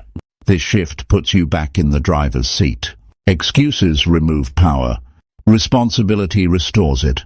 When you take ownership, you give yourself the chance to grow. Excuses often sound convincing. You tell yourself you are too busy, too old, too young, too inexperienced, or too unlucky. But these excuses hide the truth. They hide fear. They hide laziness. They hide doubt. When you remove the excuse, you face the truth. And the truth is uncomfortable. But the truth also sets you free. Because once you face it, you can change it. If you say, "I am not disciplined enough," you can build discipline. If you say, "I am afraid," you can build courage. Excuses block solutions. Responsibility creates them. Another reason people use excuses is to protect their pride. It feels easier to say I failed because of circumstances than to admit I did not give enough. But pride is the enemy of growth. Pride locks you in place. Humility opens the door to change. When you accept responsibility, you admit your weaknesses honestly. That honesty is not weakness. It is strength. It takes courage to say, "I must improve." It takes courage to say, "I made a mistake." But courage is the first step to progress. Removing excuses also means refusing to blame others. It is easy to say, "My boss holds me back, my family does not support me, or my friends distract me." These may contain truth, but if you focus only on them, you give away your power. You cannot change other people, but you can change yourself. You can change how you spend your time. You can change who you allow into your circle. You can change how you respond to resistance. The moment you stop blaming others is the moment you step into real strength. Taking responsibility also builds respect for yourself. Every time you make an excuse, you know deep inside that you are avoiding the truth. That knowledge weakens your confidence. But when you take ownership, you feel proud. Even if the result is not perfect, you know you faced reality with courage. That pride fuels more action. That action fuels progress. Progress fuels belief. Belief fuels success. It all begins with responsibility. Responsibility also creates clarity. When you accept ownership, you stop waiting for luck or miracles. You stop waiting for perfect timing. You see that the only path is action. This clears the noise. Instead of asking, why is life unfair, you ask, what can I do today? Instead of asking, when will things change, you ask, how will I change them? This clarity gives you direction. Without excuses, the path forward is always visible. One of the strongest habits you can build is to immediately take ownership when things go wrong. Do not waste energy creating reasons. Do not waste energy explaining why it was not your fault. Instead, ask yourself what lesson is here. What action is next? This mindset turns setbacks into fuel. While others are stuck in excuses, you are already moving forward.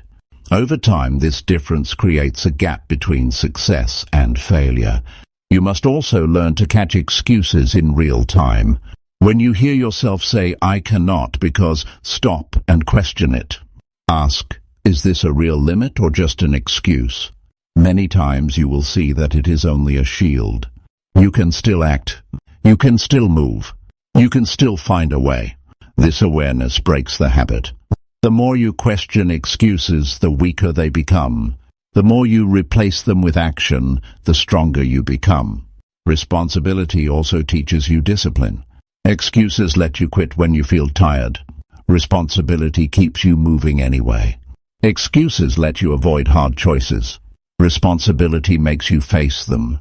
Discipline is built every time you reject an excuse. Each choice adds weight to your strength. Each choice proves that you can be trusted to act. Over time, discipline becomes who you are. It becomes your character. And character decides your future. Another truth is that excuses are contagious. If you spend time with people who always make excuses, you will copy them. But if you spend time with people who take responsibility, you will rise to their level. That is why your environment matters. Choose a circle that holds you accountable. Choose people who will not let you hide behind excuses. Their example will inspire you. Their honesty will push you. Their responsibility will strengthen yours. Excuses also kill opportunities. Opportunities come to those who are ready. If you are always making excuses, you will not be ready when the chance arrives. You will say, I'm not prepared. You will say, it is not the right time, and the opportunity will pass. But if you live with responsibility, you prepare daily. You stay ready. When the opportunity comes, you act. That difference changes everything. Taking responsibility does not guarantee an easy life. It guarantees growth. You will still face failure. You will still face difficulty, but each time you will rise stronger because you own it. You will not waste years blaming others.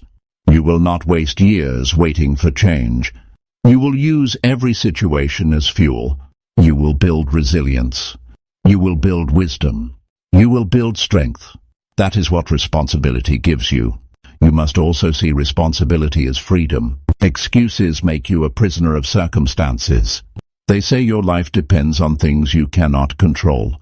Responsibility frees you. It says your life depends on you. And if it depends on you, you can change it. That freedom is worth every ounce of effort. It is worth every challenge. It is worth every sacrifice. When you remove excuses, you give yourself no escape. That may feel scary, but it is powerful. With no escape, you must act. With no escape, you must grow. With no escape, you must succeed. Excuses keep doors open to failure. Responsibility closes them and leaves only the path forward. That path may be hard, but it is the only one that leads to your vision. The time to remove excuses is now. Not tomorrow. Not later. Every excuse you make today is another step away from your dream. Every responsibility you take today is another step toward it. The choice is yours. Will you let excuses steal your life, or will you take ownership and create it? The answer will decide everything about your future. Chapter 12. Feed your mind daily with wisdom and inspiration. Every day your mind is being fed something. It may be news, conversations, social media, entertainment, or endless distractions. Much of it has little value, but it still shapes the way you think and feel. If you let your mind be filled with negativity, doubt, and fear, you will live with negativity, doubt, and fear. But if you make the decision to feed your mind with wisdom and inspiration every day, you will live with clarity, confidence, and strength. The quality of your thoughts determines the quality of your life. Your mind is like a garden. If you neglect it, weeds will grow. If you feed it with wisdom, it produces growth. Many people underestimate the power of daily input. They think one book, one podcast, or one message cannot make a difference. But the truth is, small inputs every day create massive change over time. Just as your body grows strong with daily exercise, your mind grows strong with daily learning. Each idea builds on the last. Each piece of wisdom sharpens your perspective. Each bit of inspiration gives you courage. Over time, your thinking transforms. And when your thinking transforms, your actions follow. Feeding your mind with wisdom means seeking knowledge that helps you grow. It could be reading books that teach you about success, leadership, relationships, or personal growth. It could be listening to audio programs that challenge your thinking. It could be studying people who have achieved what you want to achieve. When you expose yourself to wisdom, you expand your possibilities. You see paths you never saw before. You gain strategies you never considered. You learn lessons that would take you years to figure out alone. Inspiration is equally important. Wisdom tells you what to do, but inspiration gives you the energy to do it. There will be days when you feel tired, discouraged, or ready to quit. Inspiration reminds you why you must keep going. It reignites your vision. It gives you the emotional fuel to face challenges. Inspiration may come from stories of people who overcame difficulty, from quotes that lift your spirit, or from messages that remind you of your strength. Without inspiration, wisdom sits unused. With inspiration, wisdom becomes action. The key is consistency. Feeding your mind once in a while is not enough. Just like your body needs daily food, your mind needs daily input. Make it a habit. Start your morning with wisdom instead of distractions. End your day with inspiration instead of worry. Over time, this rhythm changes your mindset. It builds mental strength the way daily exercise builds physical strength. The stronger your mind, the stronger your life. You must also be intentional about what you avoid. Not everything deserves space in your mind. Negative news, toxic conversations, and empty entertainment may feel harmless, but they drain your energy. They plant seeds of fear, doubt, and weakness. If you are not careful, they will take over your thinking. Protect your mind. Guard it with the same care you guard your health. Say no to what weakens you. Say yes only to what strengthens you. Make wisdom and inspiration easy to access. Keep books near you. Save podcasts that lift you. Follow people who challenge you with ideas and encouragement. Create an environment where positive input is always within reach. If you leave it to chance, negativity will fill the space. But if you prepare, wisdom and inspiration will always be ready when you need them. You must also review and apply what you learn. Feeding your mind is not just about collecting ideas. It is about using them. When you read something powerful, write it down. When you hear something inspiring, reflect on how it applies to your life. When you learn a new principle, practice it. Knowledge without action is wasted, but knowledge with action becomes wisdom. And wisdom lived daily becomes transformation. Another benefit of feeding your mind daily is resilience. Life will always bring challenges. If your mind is weak, challenges will break you.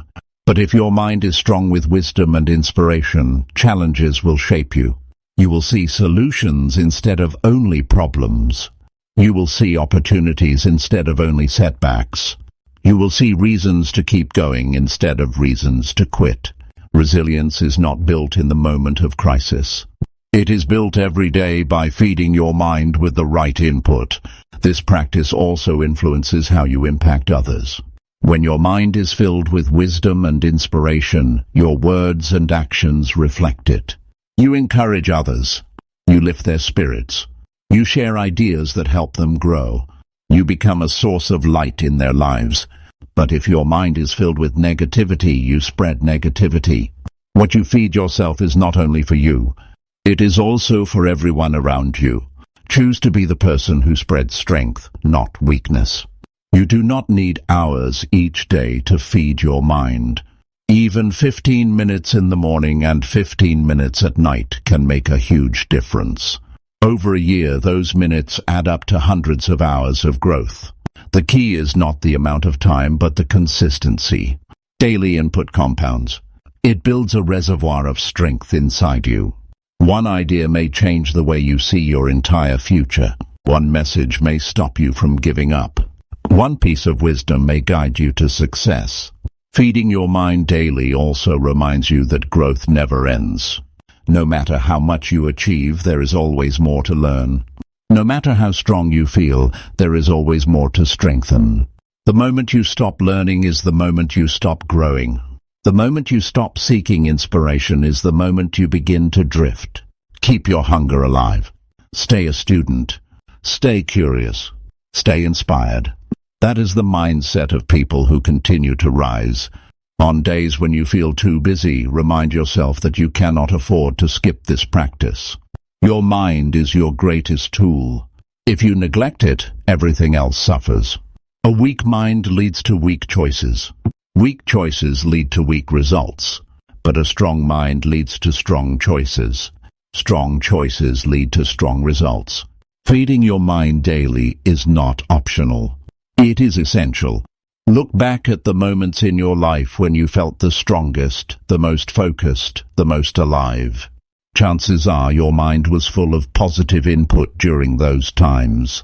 You were learning, growing, and surrounding yourself with uplifting messages. You can create that state every day if you choose. It does not happen by accident. It happens by design. Build it into your life. Protect it fiercely. Live by it daily. Wisdom sharpens your mind. Inspiration strengthens your heart. Together they give you the clarity and courage to face anything. Feed your mind daily and you will never run out of strength. Feed your mind daily and you will always find a reason to keep moving forward. Feed your mind daily and you will build a life filled with growth, progress and fulfillment. Chapter 13. Invest in yourself before you invest in anything else. Too many people rush to invest in things outside themselves. They invest in possessions, in appearances, in status, in things that fade. They put money into cars, houses, or gadgets, but they neglect the most important asset they will ever have themselves. The truth is, no investment gives greater returns than the investment you make in your own growth. Your mind, your skills, your health, your habits, your discipline, these are the foundations that shape everything else. If you are weak inside, no amount of money or success outside will last. But if you are strong inside, you can build wealth, success, and meaning again and again. Think about how much energy people spend protecting what they own. They insure their homes, they guard their accounts, they secure their devices. Yet they often forget to protect their most valuable resource, their own development. They ignore their health until it breaks. They ignore their learning until they fall behind. They ignore their habits until they regret wasted years. The greatest tragedy is not losing money or things. It is losing yourself because you refuse to invest in growth. Investing in yourself means putting time, energy, and resources into becoming stronger, wiser, and more capable. It means reading books that expand your thinking. It means attending courses or training that sharpen your skills. It means exercising to build a healthy body. It means surrounding yourself with mentors who can guide you. It means practicing habits that give you discipline. Every dollar and every hour you put into yourself creates a return that pays for a lifetime. Unlike material things, growth never loses value. One of the best investments you can make is in your education. And education is not only what you get in school. Real education is lifelong. It is the books you read, the lessons you learn from experience, the ideas you expose yourself to daily. When you read one good book, you gain years of experience from the author in a few hours. When you take one course, you gain tools that could change your career. When you seek one mentor, you avoid mistakes that could cost you decades. The return on this kind of investment is priceless. Health is another area where investment pays endlessly. You can have all the money and success in the world, but if your health is gone, you cannot enjoy it. Too many people neglect their health until it is too late. Investing in yourself means eating better, moving your body, resting enough, and reducing stress. It means building habits today that protect you tomorrow. Your energy, your focus, your productivity all come from your health. Without it, everything else suffers. With it, everything else becomes possible. Investing in yourself also means building emotional strength. Life will challenge you. You cannot avoid pain, loss, or failure, but you can prepare for it. You can develop resilience, patience, and discipline. You can learn how to manage your emotions instead of letting them control you. You can train yourself to think clearly under stress. This emotional investment keeps you steady when life shakes you. It is what allows you to keep moving forward when others break down. Financial investment matters too, but it must start with you. Before you invest in businesses or stocks or property, invest in the skills that will help you earn more. Invest in knowledge about money. Invest in discipline with saving and spending. The best financial investment is the one that improves your ability to create value. Because if you lose everything tomorrow, your skills and habits will allow you to rebuild. Without that, outside investments are always at risk. You must also invest in your character. Success built without character collapses. If you want trust, respect, and long-term influence, you must invest in honesty, discipline, and responsibility. Character is what people remember when everything else fades. It is what protects your reputation. It is what keeps you grounded. Every time you choose integrity, you invest in your future. Every time you honor your word, you invest in your credibility. These investments may not show immediate rewards, but over time they create opportunities and relationships that money cannot buy. Another area is your environment. Investing in yourself means surrounding yourself with people who make you better. If your circle brings you down, you will not rise. But if your circle lifts you up, you will grow faster. Invest time in building relationships with people who challenge you, encourage you, and believe in you. Invest in mentors, peers, and communities that value growth. The right environment multiplies your efforts. The wrong environment cancels them. Investing in yourself also requires time management. Time is life. Every wasted hour is an investment in regret. Every focused hour is an investment in success. Learn to protect your time. Learn to say no to distractions. Learn to dedicate blocks of time to growth. Whether it is studying, training, or practicing, your time is the currency that builds your future. Money can be regained. Time cannot. That is why investing your hours wisely is the highest form of self-respect. It is also important to invest in experiences. Travel, conversations, challenges, and risks, all of these shape your perspective. Experiences stretch your thinking in ways books cannot. They teach you lessons no classroom can offer. They expose you to different ways of living and thinking. Every experience adds to your wisdom. Every experience adds to your ability to connect with others. Invest in experiences that grow you, not just entertain you. Investing in yourself is not selfish. It is responsible. Because when you grow, everyone around you benefits. Your family benefits from your health and stability. Your work benefits from your skills and discipline. Your community benefits from your wisdom and example. The stronger you are, the more value you can give. The weaker you are, the less you can offer. Taking care of yourself is the foundation for taking care of others. You must also be willing to sacrifice for this investment. Growth costs something. It may cost money for training. It may cost time that could have been used for entertainment. It may cost comfort as you push yourself beyond your limits. But the return always outweighs the cost. A book may cost a few dollars, but one idea from it could earn you thousands. A course may take weeks, but the skill you gain could serve you for life. Never hesitate to invest in yourself because you think it costs too much.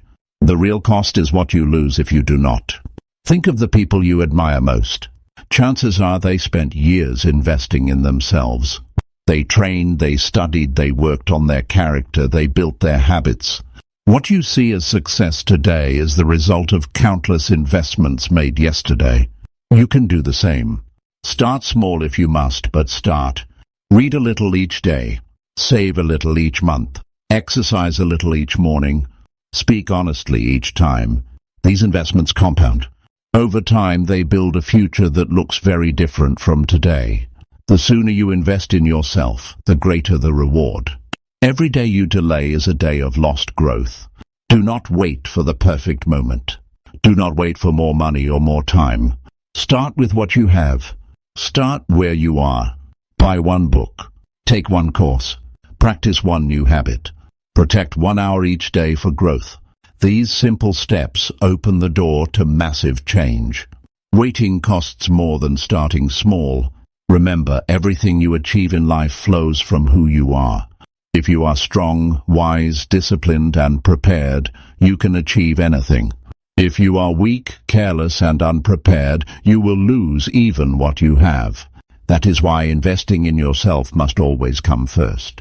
Chapter 14. Turn challenges into lessons that push you forward. Every person faces challenges. Some are small and temporary. Others feel heavy and lasting. No one escapes them. You may face financial struggles, health issues, broken relationships, rejection, or failure. These moments test your patience and your strength. At first, it is natural to feel discouraged. It is natural to ask, why me? It is natural to feel that life is unfair. But the truth is this: challenges are not here to stop you. They are here to shape you. Every challenge carries a lesson, and that lesson can push you forward if you are willing to learn it. The problem is not the challenge itself. The problem is how you choose to see it. Many people see challenges only as punishment. They complain about them. They hide from them. They let them break their spirit. They keep asking why it happened instead of asking what they can learn. This way of thinking makes the challenge heavier than it already is. But people who succeed in life think differently. They look at challenges and ask, what is this trying to teach me? What can I change? What can I improve? What strength can I build from this? This shift turns the same event into an opportunity for growth. Think about the times in your life when you grew the most. Was it during comfort or was it during difficulty? The truth is, comfort rarely teaches you anything. It feels good, but it leaves you the same. Challenge, on the other hand, forces growth. It forces you to think differently. It forces you to build resilience. It forces you to push beyond what you thought was possible. It is in the challenge that your true strength appears. You may not see it in the moment, but when you look back, you realize that the challenge pushed you further than you ever imagined. Turning challenges into lessons requires awareness. When something hard happens, you must pause and ask yourself questions. What caused this situation? What role did I play? What choices led here? What can I do differently next time? These questions take courage because they force you to face the truth. But only by facing the truth can you learn the lesson. If you refuse to ask these questions, the challenge becomes wasted pain. But if you ask them honestly, the challenge becomes valuable experience. Another key is patience. Lessons from challenges do not always appear instantly. Sometimes it takes time to see the meaning. While you are in the middle of the struggle, it may only feel painful. But if you keep moving, if you keep reflecting, eventually the lesson becomes clear. It might be the lesson of discipline. It might be the lesson of humility. It might be the lesson of gratitude. But it will come as long as you stay open. The worst thing you can do is close your mind and refuse to learn. That is how challenges repeat themselves again and again. Challenges also reveal your weaknesses. At first, this feels uncomfortable. No one likes to see their flaws. But this is a gift. Because once you see your weaknesses, you can work on them. If a challenge shows you that you lack patience, you can practice patience. If it shows you that you lack planning, you can learn planning. If it shows you that you lack discipline, you can build discipline. Without challenges, these weaknesses might stay hidden forever. With challenges, they are exposed so you can grow. It is also important to separate pain from meaning. The pain of challenges is real. Do not deny it. But pain is temporary. The meaning you give to it lasts. If you choose to see pain only as suffering, it will weaken you. But if you choose to see pain as a teacher, it will strengthen you. The same event can either break you or build you depending on the meaning you attach to it. You have the power to choose that meaning. You have the power to decide that nothing is wasted, that everything can be turned into growth. One way to turn challenges into lessons is to write them down. Keep a journal of the struggles you face and what they teach you. Writing helps you see the bigger picture. It helps you notice patterns. It helps you remember the lessons when life feels heavy again. Too often people forget the lessons they learned and repeat the same mistakes. Writing creates a record that reminds you, I have been here before and I grew. I can grow again. This habit makes challenges less scary because you have proof of your strength. Challenges also build gratitude if you let them. When you face difficulty, you begin to appreciate the things you once took for granted. Health feels more valuable when you have been sick. Support feels more valuable when you have felt alone. Opportunities feel more valuable when you have lost them. Gratitude born from challenge is deep and lasting. It changes the way you live. It makes you less careless. It makes you more present. It makes you treasure the good moments because you know how fragile they are. Another lesson challenges teach is resilience. Resilience is the ability to keep moving when life knocks you down. Without challenges, resilience cannot grow. Each time you face hardship and keep going, you build resilience. Each time you fall and rise again, you strengthen resilience. Eventually, resilience becomes part of who you are. You no longer fear setbacks because you know you can recover. That knowledge gives you freedom. It gives you courage to take risks. It gives you confidence to chase your vision without fear of failure. You must also use challenges as fuel. When life pushes against you, push back harder. Let the challenge remind you of your hunger. Let it push you to prove to yourself that you can overcome. Let it light a fire that drives you forward. Many great achievements were born from challenge. People who faced rejection, failure, or pain used it as energy to succeed. They refused to let the challenge define them. They used it to refine them. You can do the same.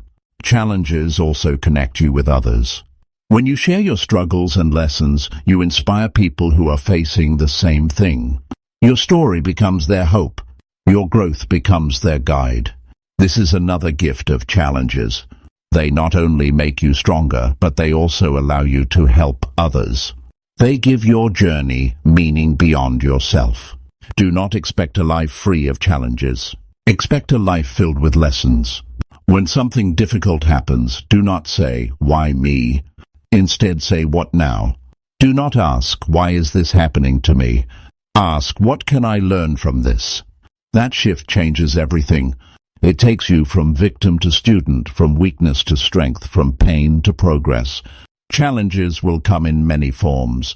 Some will test your patience. Some will test your discipline. Some will test your courage.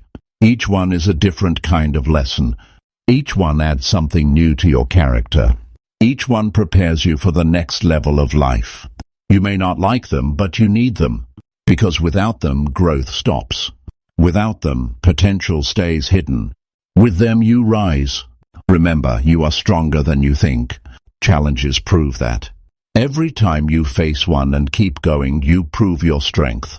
Every time you learn from one, you prove your wisdom. Every time you grow because of one, you prove your potential. Do not run from challenges. Do not fear them. Face them. Learn from them. Let them push you forward.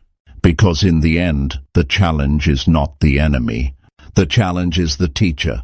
And the lesson is the path to your best life. Chapter 15. Practice patience while you stay consistent with effort. One of the hardest parts of pursuing a goal is the waiting. You put in the work, you stay disciplined, you show up every day, but the results seem slow. You wonder if the effort is worth it. You wonder if you are doing something wrong. You wonder if success will ever come. This is where patience is tested. This is where many people give up. They lose hope because the reward does not come quickly. But the truth is, growth takes time.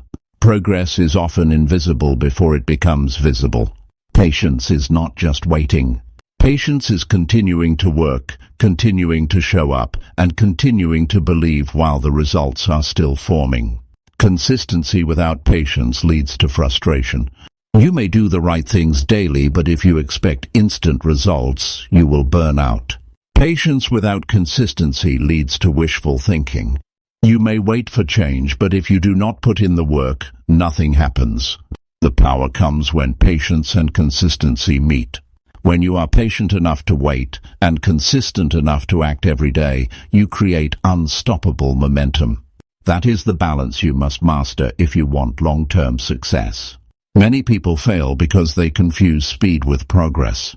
They want quick results, but quick results rarely last.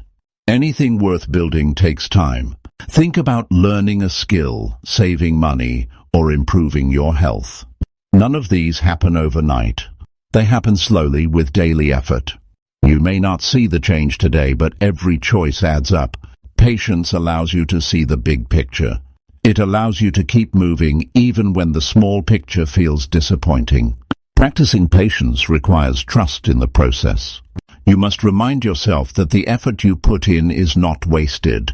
Every page you read adds to your knowledge. Every workout builds strength in your body.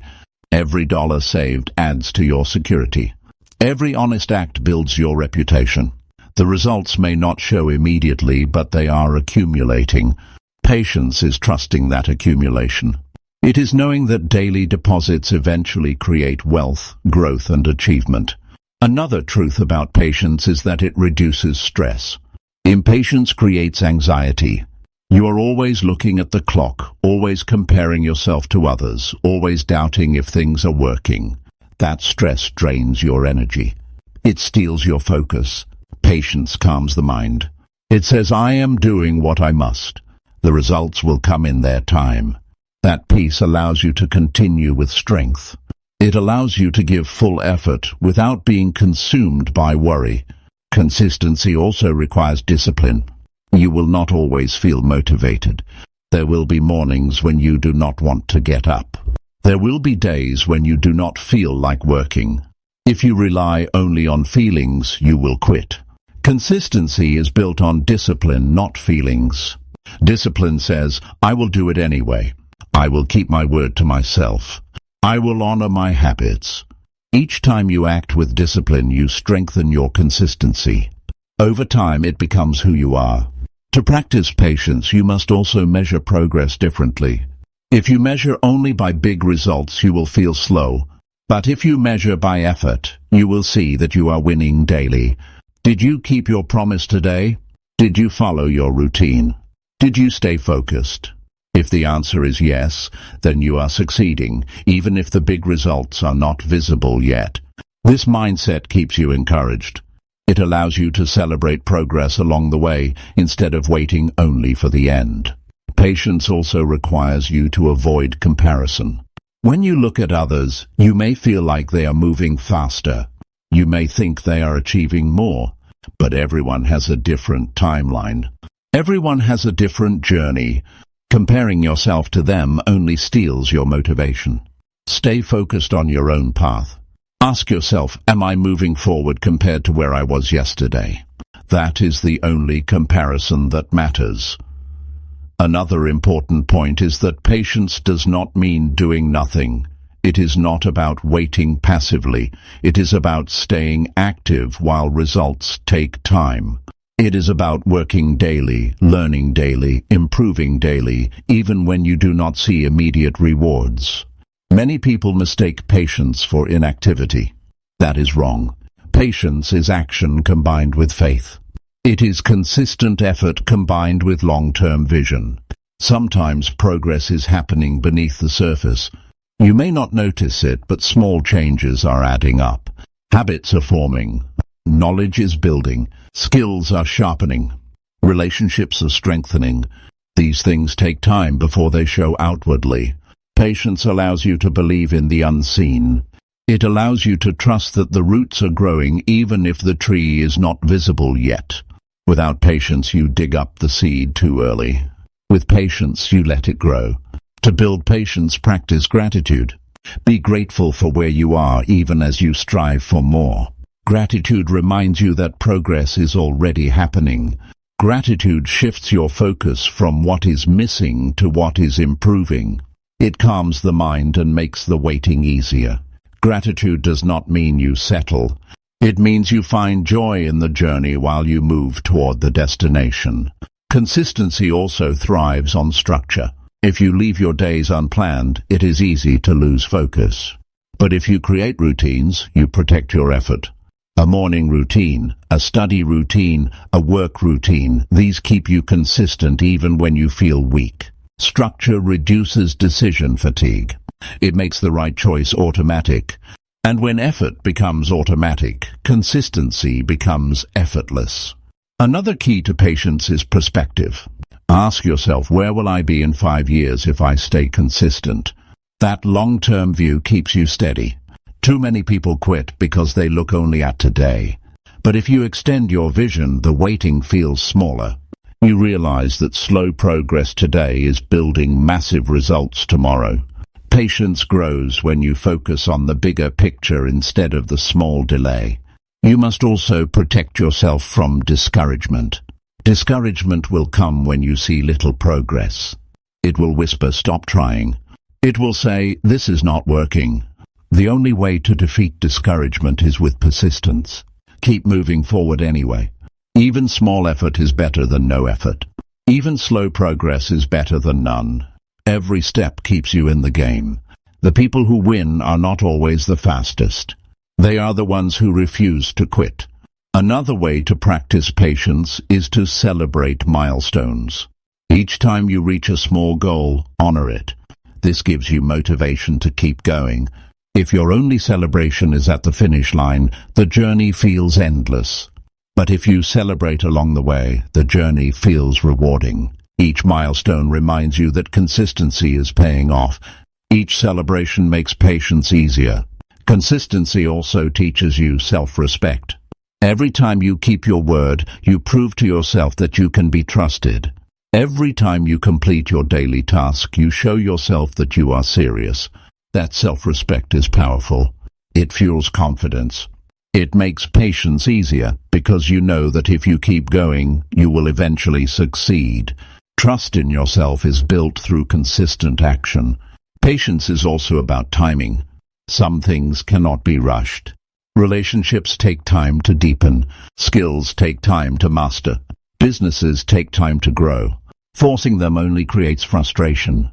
Respect the natural pace of growth. Give your best each day, but allow time to do its work. Patience is not weakness. It is wisdom. It is knowing that things of value take time to build. In the end, practicing patience while staying consistent with effort is the foundation of all lasting success. It is the quiet strength that keeps you moving when others quit. Chapter 16. Keep faith in yourself when others doubt your path. One of the greatest tests you will face in life is not the challenge itself, but the doubt of others.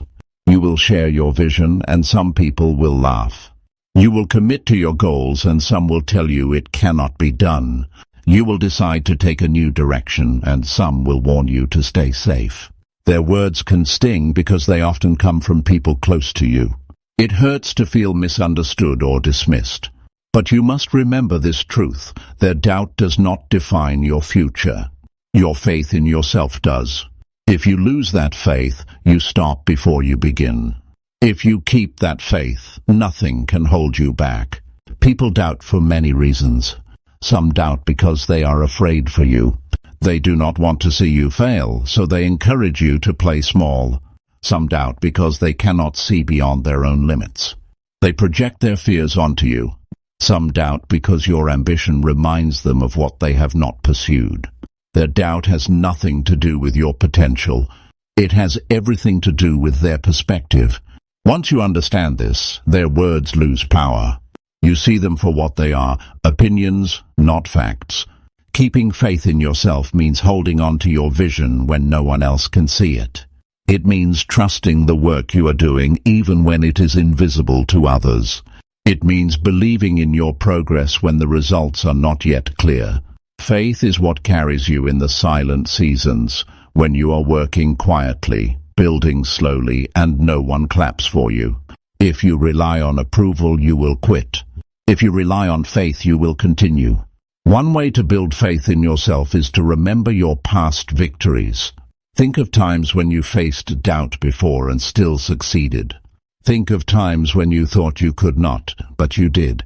Those memories are proof. They remind you that you have strength.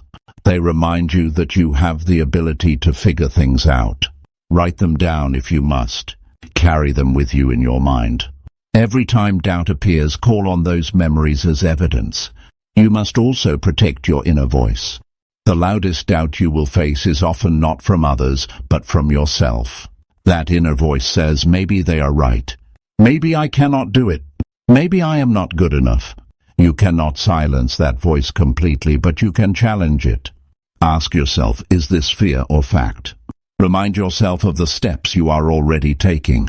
Replace negative words with affirmations. Say, I can do this. I am capable. I am committed. Over time, your inner voice becomes stronger than the voices outside. Another practice is to surround yourself with even a few people who do believe in you. You do not need the world's approval. You only need a small circle of support. Find those who encourage your growth, who respect your vision, who celebrate your progress. Their belief will reinforce your own. And when the noise of doubt grows loud, their voices will remind you that you are not alone. Keeping faith also means being patient with results. Doubt often grows louder when progress feels slow. People will ask, why are you still trying? Why has nothing happened yet? In those moments, your faith is tested. You must remind yourself that big things take time. Progress may be hidden for a while, but that does not mean it is absent. Stay consistent with effort. Stay steady with discipline. Let time prove you right. You must also prepare yourself for criticism. If you choose a path of growth, you will be judged. If you try something different, people will question you. If you succeed, some will even envy you. This is the cost of standing out. Do not fear criticism. Expect it. Let it remind you that you are doing something meaningful. If no one doubts you, it probably means you are not aiming high enough. Criticism is often the sign that you are on the right path. Faith in yourself does not mean arrogance. It does not mean ignoring advice or refusing to listen. It means weighing advice carefully but making your own decision. It means being open to feedback but not controlled by fear. It means respecting others' opinions but not surrendering your future to them. Balance humility with conviction. Learn from others but keep steering your own course. Another way to keep faith is to focus on daily actions instead of distant results. When you look too far ahead, doubt grows because the journey looks overwhelming. But if you ask yourself, what can I do today? Doubt shrinks. You realize that you can take one more step. You can do one more task. You can honor one more habit. Each small step builds confidence. Each small step is proof that you are moving forward. You must also understand that not everyone needs to understand your path. Some people will never see your vision, no matter how clearly you explain it. Stop wasting energy trying to convince them. Let your results speak in the future. Silence is powerful. Focus on the work. Focus on the growth. Focus on the journey. One day, those who doubted will see what you were building all along. Remember, faith in yourself is like a muscle. The more you practice it, the stronger it becomes. Each time you choose to believe in yourself despite doubt, you strengthen it. Each time you act in the face of criticism, you strengthen it. Each time you keep going when no one else believes, you strengthen it. Over time, faith becomes your natural state. You no longer depend on approval. You no longer fear doubt. You move forward with confidence no matter what others say. Keeping faith in yourself is not easy, but it is necessary, because doubt from others will always exist. You cannot control their opinions, but you can control your belief. You can choose to trust your effort. You can choose to trust your growth. You can choose to trust your vision. And if you do, you will continue moving forward even when the world cannot see where you are going. Chapter 17. Take care of your body to sharpen your mind. Many people want sharp thinking, strong focus, and high productivity, yet they neglect the very foundation of it all, the body. You cannot expect your mind to work at its best if your body is weak, tired, or neglected. Every thought you create, every decision you make, and every action you take depends on the energy your body provides. When your body is in poor condition, your mind struggles. When your body is strong and cared for, your mind becomes clear and powerful. If you want sharper thinking, you must treat your body with respect. Most people realize this truth too late. They push themselves with little sleep, poor food, and no exercise, then wonder why they feel foggy, unmotivated, and distracted. They look for mental tricks or motivation hacks, but the problem is not in their mind. It is in their body. A tired body cannot support a sharp mind. A neglected body cannot carry the weight of strong ambitions. The good news is that you can change this starting today. The way you care for your body is the way you fuel your mind. The first area to look at is rest. Sleep is not a waste of time. Sleep is the foundation of mental clarity. Without enough rest, your focus drops, your memory weakens, and your emotions become unstable. People often brag about working with little sleep, but over time it destroys both body and mind. Quality rest restores your energy. It sharpens your memory. It balances your emotions. It gives your mind the strength to perform at its highest level. Protect your sleep as you protect your goals. Food is another powerful factor. Every bite you take is either fuel for energy or weight on your body. Heavy, unhealthy food makes you feel sluggish. Balanced, nutritious food keeps you alert and steady. You cannot expect clear thinking when your body is overloaded with poor fuel. Choose foods that give you energy instead of draining it. Eat in a way that supports focus, not just cravings. Small daily choices with food compound into big differences in mental clarity. Movement is equally important. Your body was designed for activity. Sitting all day weakens both body and mind. Exercise is not only for appearance. It is for energy, focus, and mental health. A short walk can clear your head. A workout can lift your mood. Regular movement increases blood flow to the brain, which improves memory and creativity. Many of the greatest ideas come not when sitting still, but when the body is active. Move daily to sharpen both body and mind. Hydration is another simple but often ignored factor. Your brain is mostly water. Even mild dehydration reduces focus, memory, and energy. Many people mistake thirst for fatigue and then consume caffeine or sugar instead of water. This only makes the problem worse. A clear mind needs hydration. Drink water throughout the day. Keep it simple but consistent. Small sips often are better than ignoring it until you feel drained. Taking care of your body also means managing stress. Stress is not only emotional, it is physical. It affects your sleep, your digestion, your energy, and your health. Too much stress clouds your thinking and makes decision-making harder. You cannot eliminate all stress, but you can manage it. Exercise, deep breathing, journaling, or quiet reflection all help reduce stress. When stress lowers, your mind becomes free again. Clear thinking thrives in a balanced body. Another important point is posture and breathing. Poor posture restricts your lungs and reduces oxygen to the brain. Shallow breathing keeps your energy low. Most people go through the day with slouched shoulders and shallow breaths, which weakens both body and mind. Practice standing tall. Practice breathing deeply. These simple adjustments increase oxygen, increase focus, and increase energy. Small physical changes can create powerful mental results. Caring for your body also means giving it recovery. You cannot push endlessly without breaks. Muscles need rest. The nervous system needs recovery. The mind needs downtime. Taking breaks is not laziness, it is strategy. When you pause and let the body recover, you return sharper. Pushing without rest only leads to burnout and mistakes. The strongest people are not the ones who never rest, but the ones who balance effort with recovery. Your body is the home of your mind. If the body is weak, the mind suffers. If the body is strong, the mind flourishes. That is why personal care is not selfish, it is essential. The more energy you have, the more focus you bring to your work. The more health you have, the more discipline you can apply to your goals. The more care you give your body, the more power you give your mind. Many people separate body and mind as if they are two different things, but they are connected in every way. When your body feels strong, your confidence grows. When your body feels light, your creativity flows. When your body feels energized, your focus sharpens. Every part of your mental life depends on your physical condition. This is why ignoring the body while chasing mental strength never works. You must build both together. You do not need extreme measures to take care of your body. Start with small, consistent steps. Go to bed at a regular time. Drink more water. Take short walks during the day.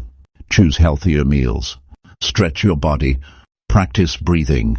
None of these require much money or time, but they build powerful habits. Over time, your body becomes stronger and your mind becomes sharper. Consistency is the key, not perfection. Taking care of your body also saves time in the long run. Poor health leads to fatigue, illness, and lost days. Strong health gives you more productive hours.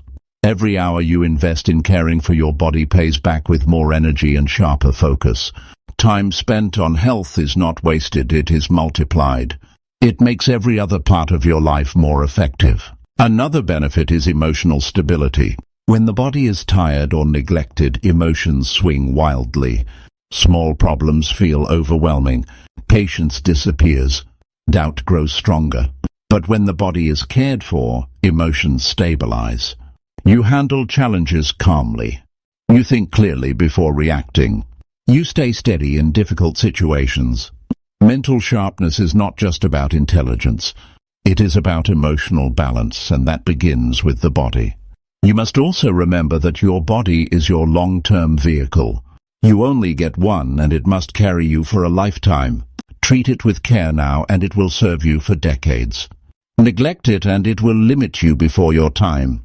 Many people realize this only when it is too late. Do not wait for sickness to value health. Invest in your body now so your mind can serve you fully for years to come. Taking care of your body is not about perfection. It is about progress.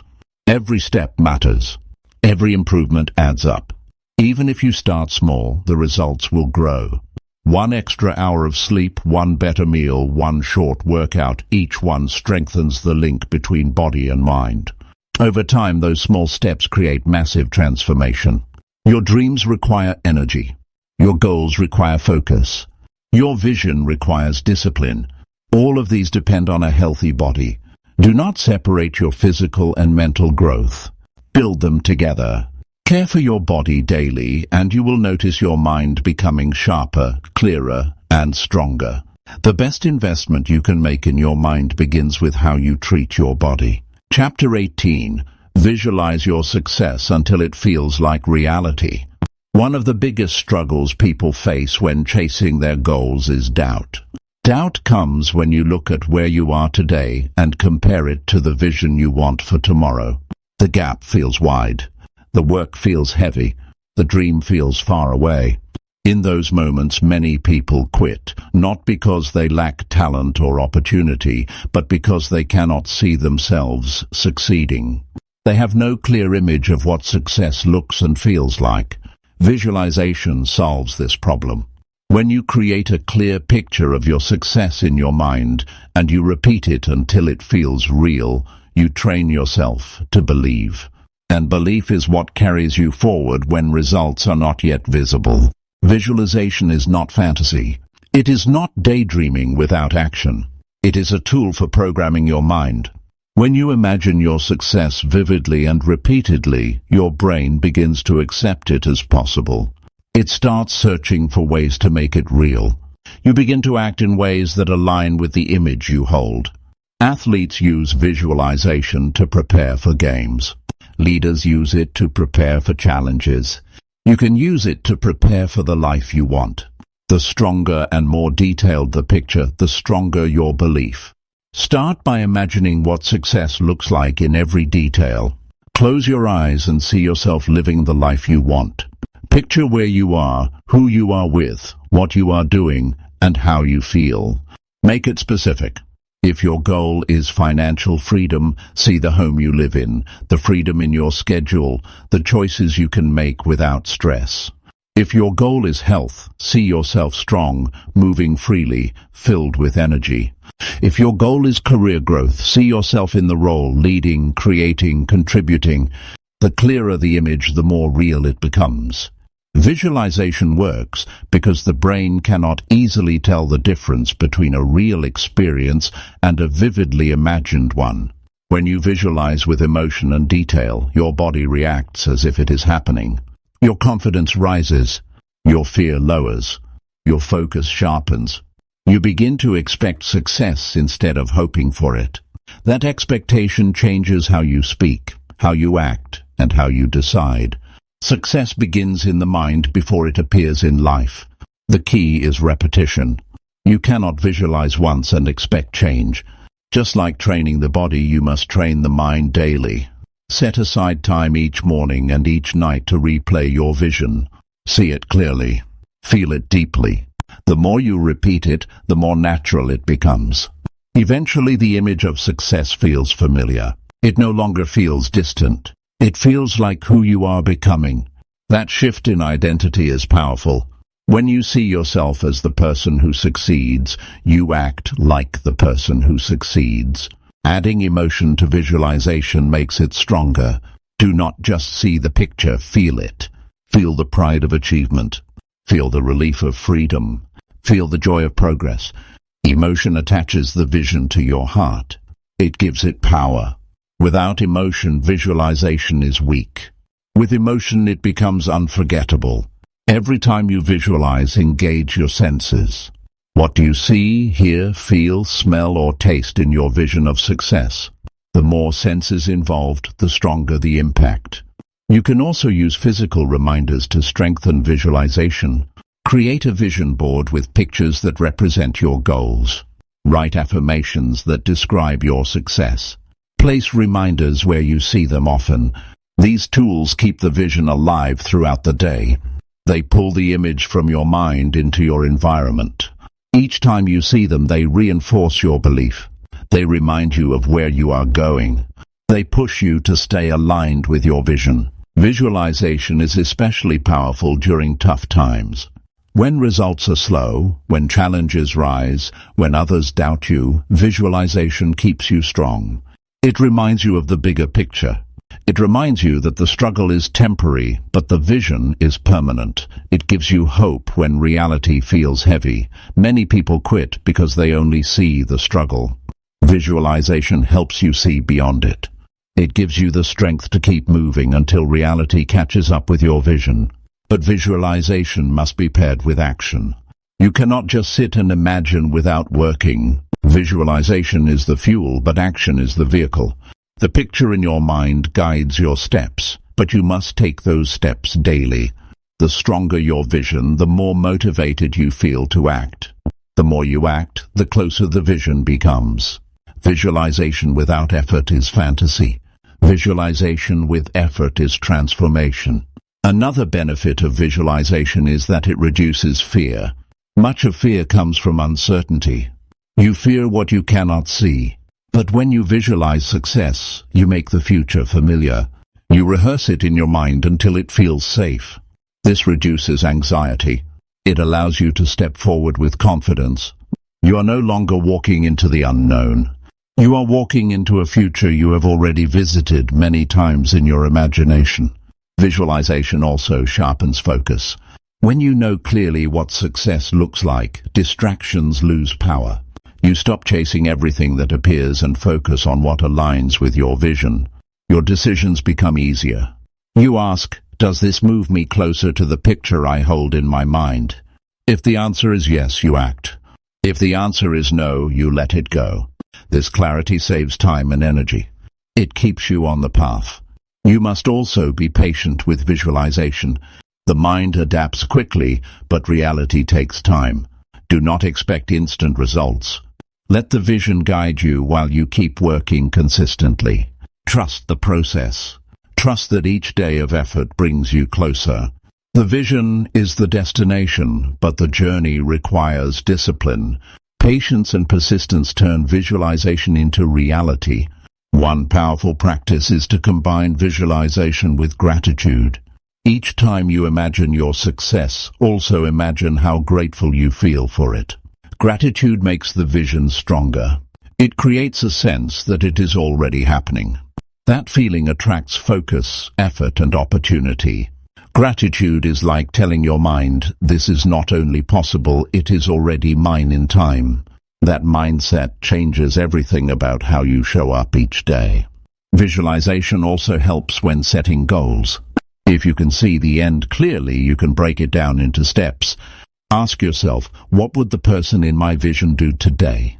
How would they act, think, and decide? This gives you practical actions. It turns the big vision into daily habits. Over time, those habits shape your reality into the image you hold. Remember that visualization is not about pretending. It is about preparing. You are not lying to yourself. You are training yourself. You are shaping your identity.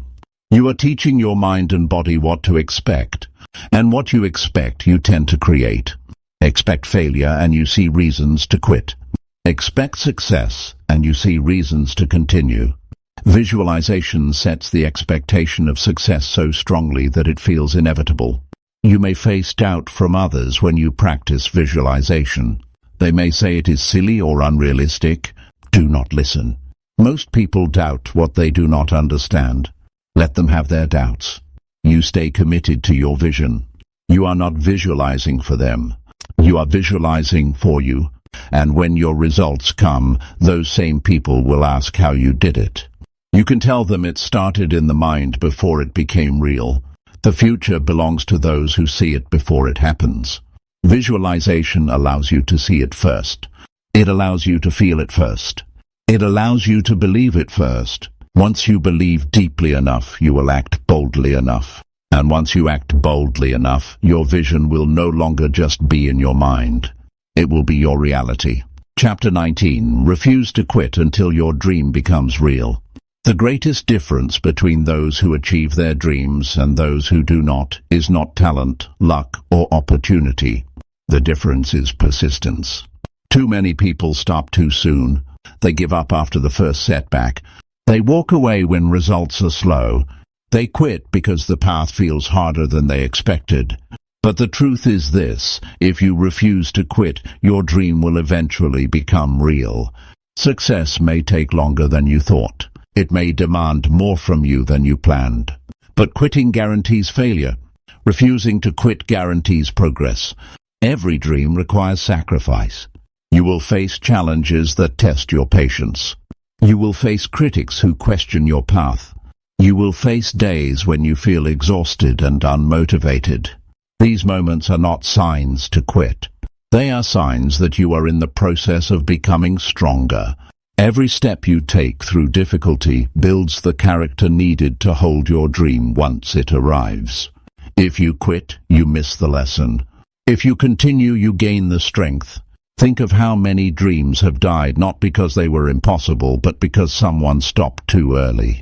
The business idea that could have worked if it was given one more year. The book that could have inspired thousands if it was finished. The skill that could have changed a career if it was practiced longer. The tragedy is not failure. The tragedy is quitting before success had a chance to appear. Refusing to quit does not mean ignoring reality. It does not mean being blind to adjustments. Sometimes you must change your strategy, learn new skills, or take a different approach. But persistence is about holding on to the dream itself.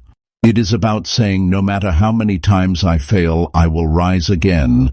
No matter how long it takes, I will continue. No matter how hard it feels, I will not stop until I see it through. There will be times when doubt creeps in. You will hear that inner voice say, maybe I cannot do this. Maybe it is not meant for me. Maybe I should stop. In those moments, remind yourself why you started. Revisit your vision. Feel the emotions of achieving it. Remember that every step you have already taken will be wasted if you stop now. Doubt is natural, but it does not have to be final. Replace doubt with determination. Another truth is that setbacks are part of the journey. Everyone who ever succeeded faced them. The difference is they did not let setbacks define them. They used setbacks as teachers. Every mistake taught them what to do better. Every failure built resilience. Every rejection built hunger. If you refuse to quit, setbacks become stepping stones. If you quit, they become dead ends. You must decide how you will see them. Persistence also requires discipline. Discipline is what keeps you moving when motivation disappears. Motivation is a spark, but discipline is the engine. You will not always feel excited. You will not always feel inspired. But if you build the discipline to show up every day, your consistency will carry you. Dreams are built not in moments of excitement, but in the daily discipline of effort, even when no one is watching. Refusing to quit also means ignoring the opinions of those who do not share your vision. Some people will say you are wasting your time. Some will tell you to be realistic. Some will laugh at your ambition. Do not let their doubt become your truth. They cannot see what you see. They cannot feel what you feel. The dream belongs to you, not them. Protect it. Fight for it. Stay committed to it until it becomes real. You must also learn to celebrate small progress. Every step forward is proof that you are closer. Too often, people only look at the end goal and become discouraged. But if you notice the improvements along the way, you build confidence. Each small win is evidence that refusing to quit is working. Each small win fuels your determination. Progress is often invisible until it adds up. Stay patient and keep going. There will be moments when quitting feels easier. When you are tired, quitting whispers, take the easy way. When you are frustrated, quitting says, this is not worth it. When you are afraid, quitting says, stay safe. But each time you refuse to quit, you silence that voice. You prove to yourself that you are stronger than excuses. You prove that your dream matters more than comfort. That proof builds unshakable confidence. Persistence also inspires others. When people see you refuse to quit, even in hard times, they gain courage for their own journey. Your example becomes a light for those who feel weak. Your determination shows them that it is possible. You may not realize it, but your persistence can change more lives than your success alone. The way you keep going, even before the dream becomes real, is just as powerful as the dream itself. Another important truth is that the journey shapes you more than the outcome. The person you become by refusing to quit is more valuable than the dream itself. You become stronger, wiser, more disciplined, more resilient. Even if the dream changes along the way, the growth you gain is permanent. This is why persistence is never wasted. Even if the path shifts, the strength you build stays with you forever. When you feel like quitting, focus on your why.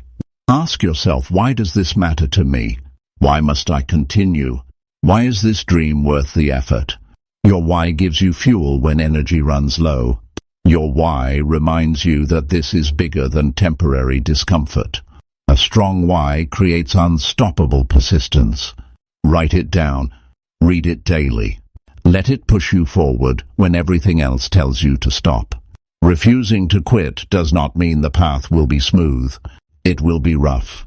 It will test you. It will stretch you. But the very difficulty of the path is what makes the dream valuable. If it were easy, everyone would do it. The fact that it is hard is what makes it meaningful. Each time you push through, you earn it. And when the dream finally becomes real, you will know it was worth every sacrifice. Your dream is possible. It may take time. It may take more effort than you expected. But if you refuse to quit, it must become real. That is the law of persistence. Every day you continue, you get closer. Every step you take, you close the gap. The dream belongs to those who are willing to endure. The dream belongs to those who are willing to stay. The dream belongs to those who refuse to quit. Chapter 20. Teach others what you learned while chasing victory. There is a point in every journey when you realize that what you learned is bigger than just your own success.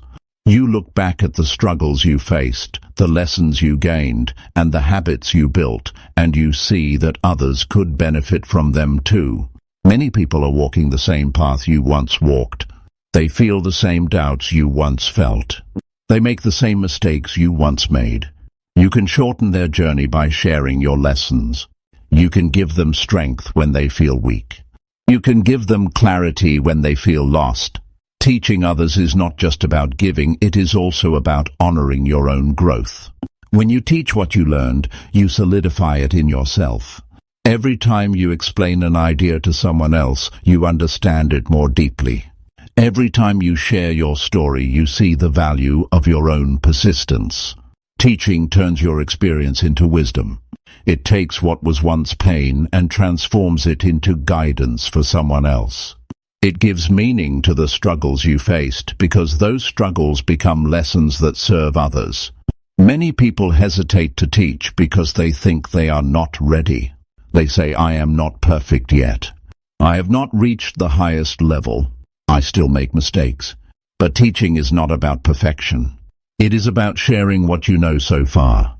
You do not need to have all the answers. You only need to be one step ahead of someone else. That one step can save them time, energy, and pain. If you wait until you feel perfect, you will never begin. Start now. Teach what you know. Grow while you give. The most powerful lessons are often the simplest. You can share how you built discipline when you felt lazy. You can share how you managed time when life felt overwhelming. You can share how you handled failure without giving up. You can share the mindset shifts that helped you move forward.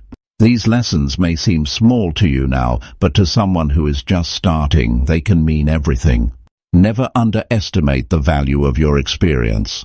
Teaching others also keeps you humble. It reminds you of where you started. It reminds you of the mistakes you made and the growth you needed. This humility protects you from arrogance. It keeps you connected to people who are still on their journey. Success can sometimes make people forget the struggle. Teaching makes sure you remember. It keeps you grounded, grateful, and willing to keep learning. Another benefit of teaching is the impact it creates. When you share your lessons, you start a ripple effect. The person you help will help someone else. The knowledge you pass on will multiply. Your influence will reach farther than you can see. This is how real legacy is built, not just in what you achieve, but in what you pass on. Your victory becomes bigger than yourself. It becomes a force that changes lives beyond your own. Teaching also challenges you to keep growing. When people look to you for guidance, you feel the responsibility to stay sharp. You want to keep learning so you can continue giving value. This pushes you to never stop improving. Teaching is not the end of your growth. It is the fuel for even more growth. Every question you're asked forces you to think deeper. Every challenge someone brings you forces you to find new solutions. Teaching keeps you alive with progress. You can teach in many ways.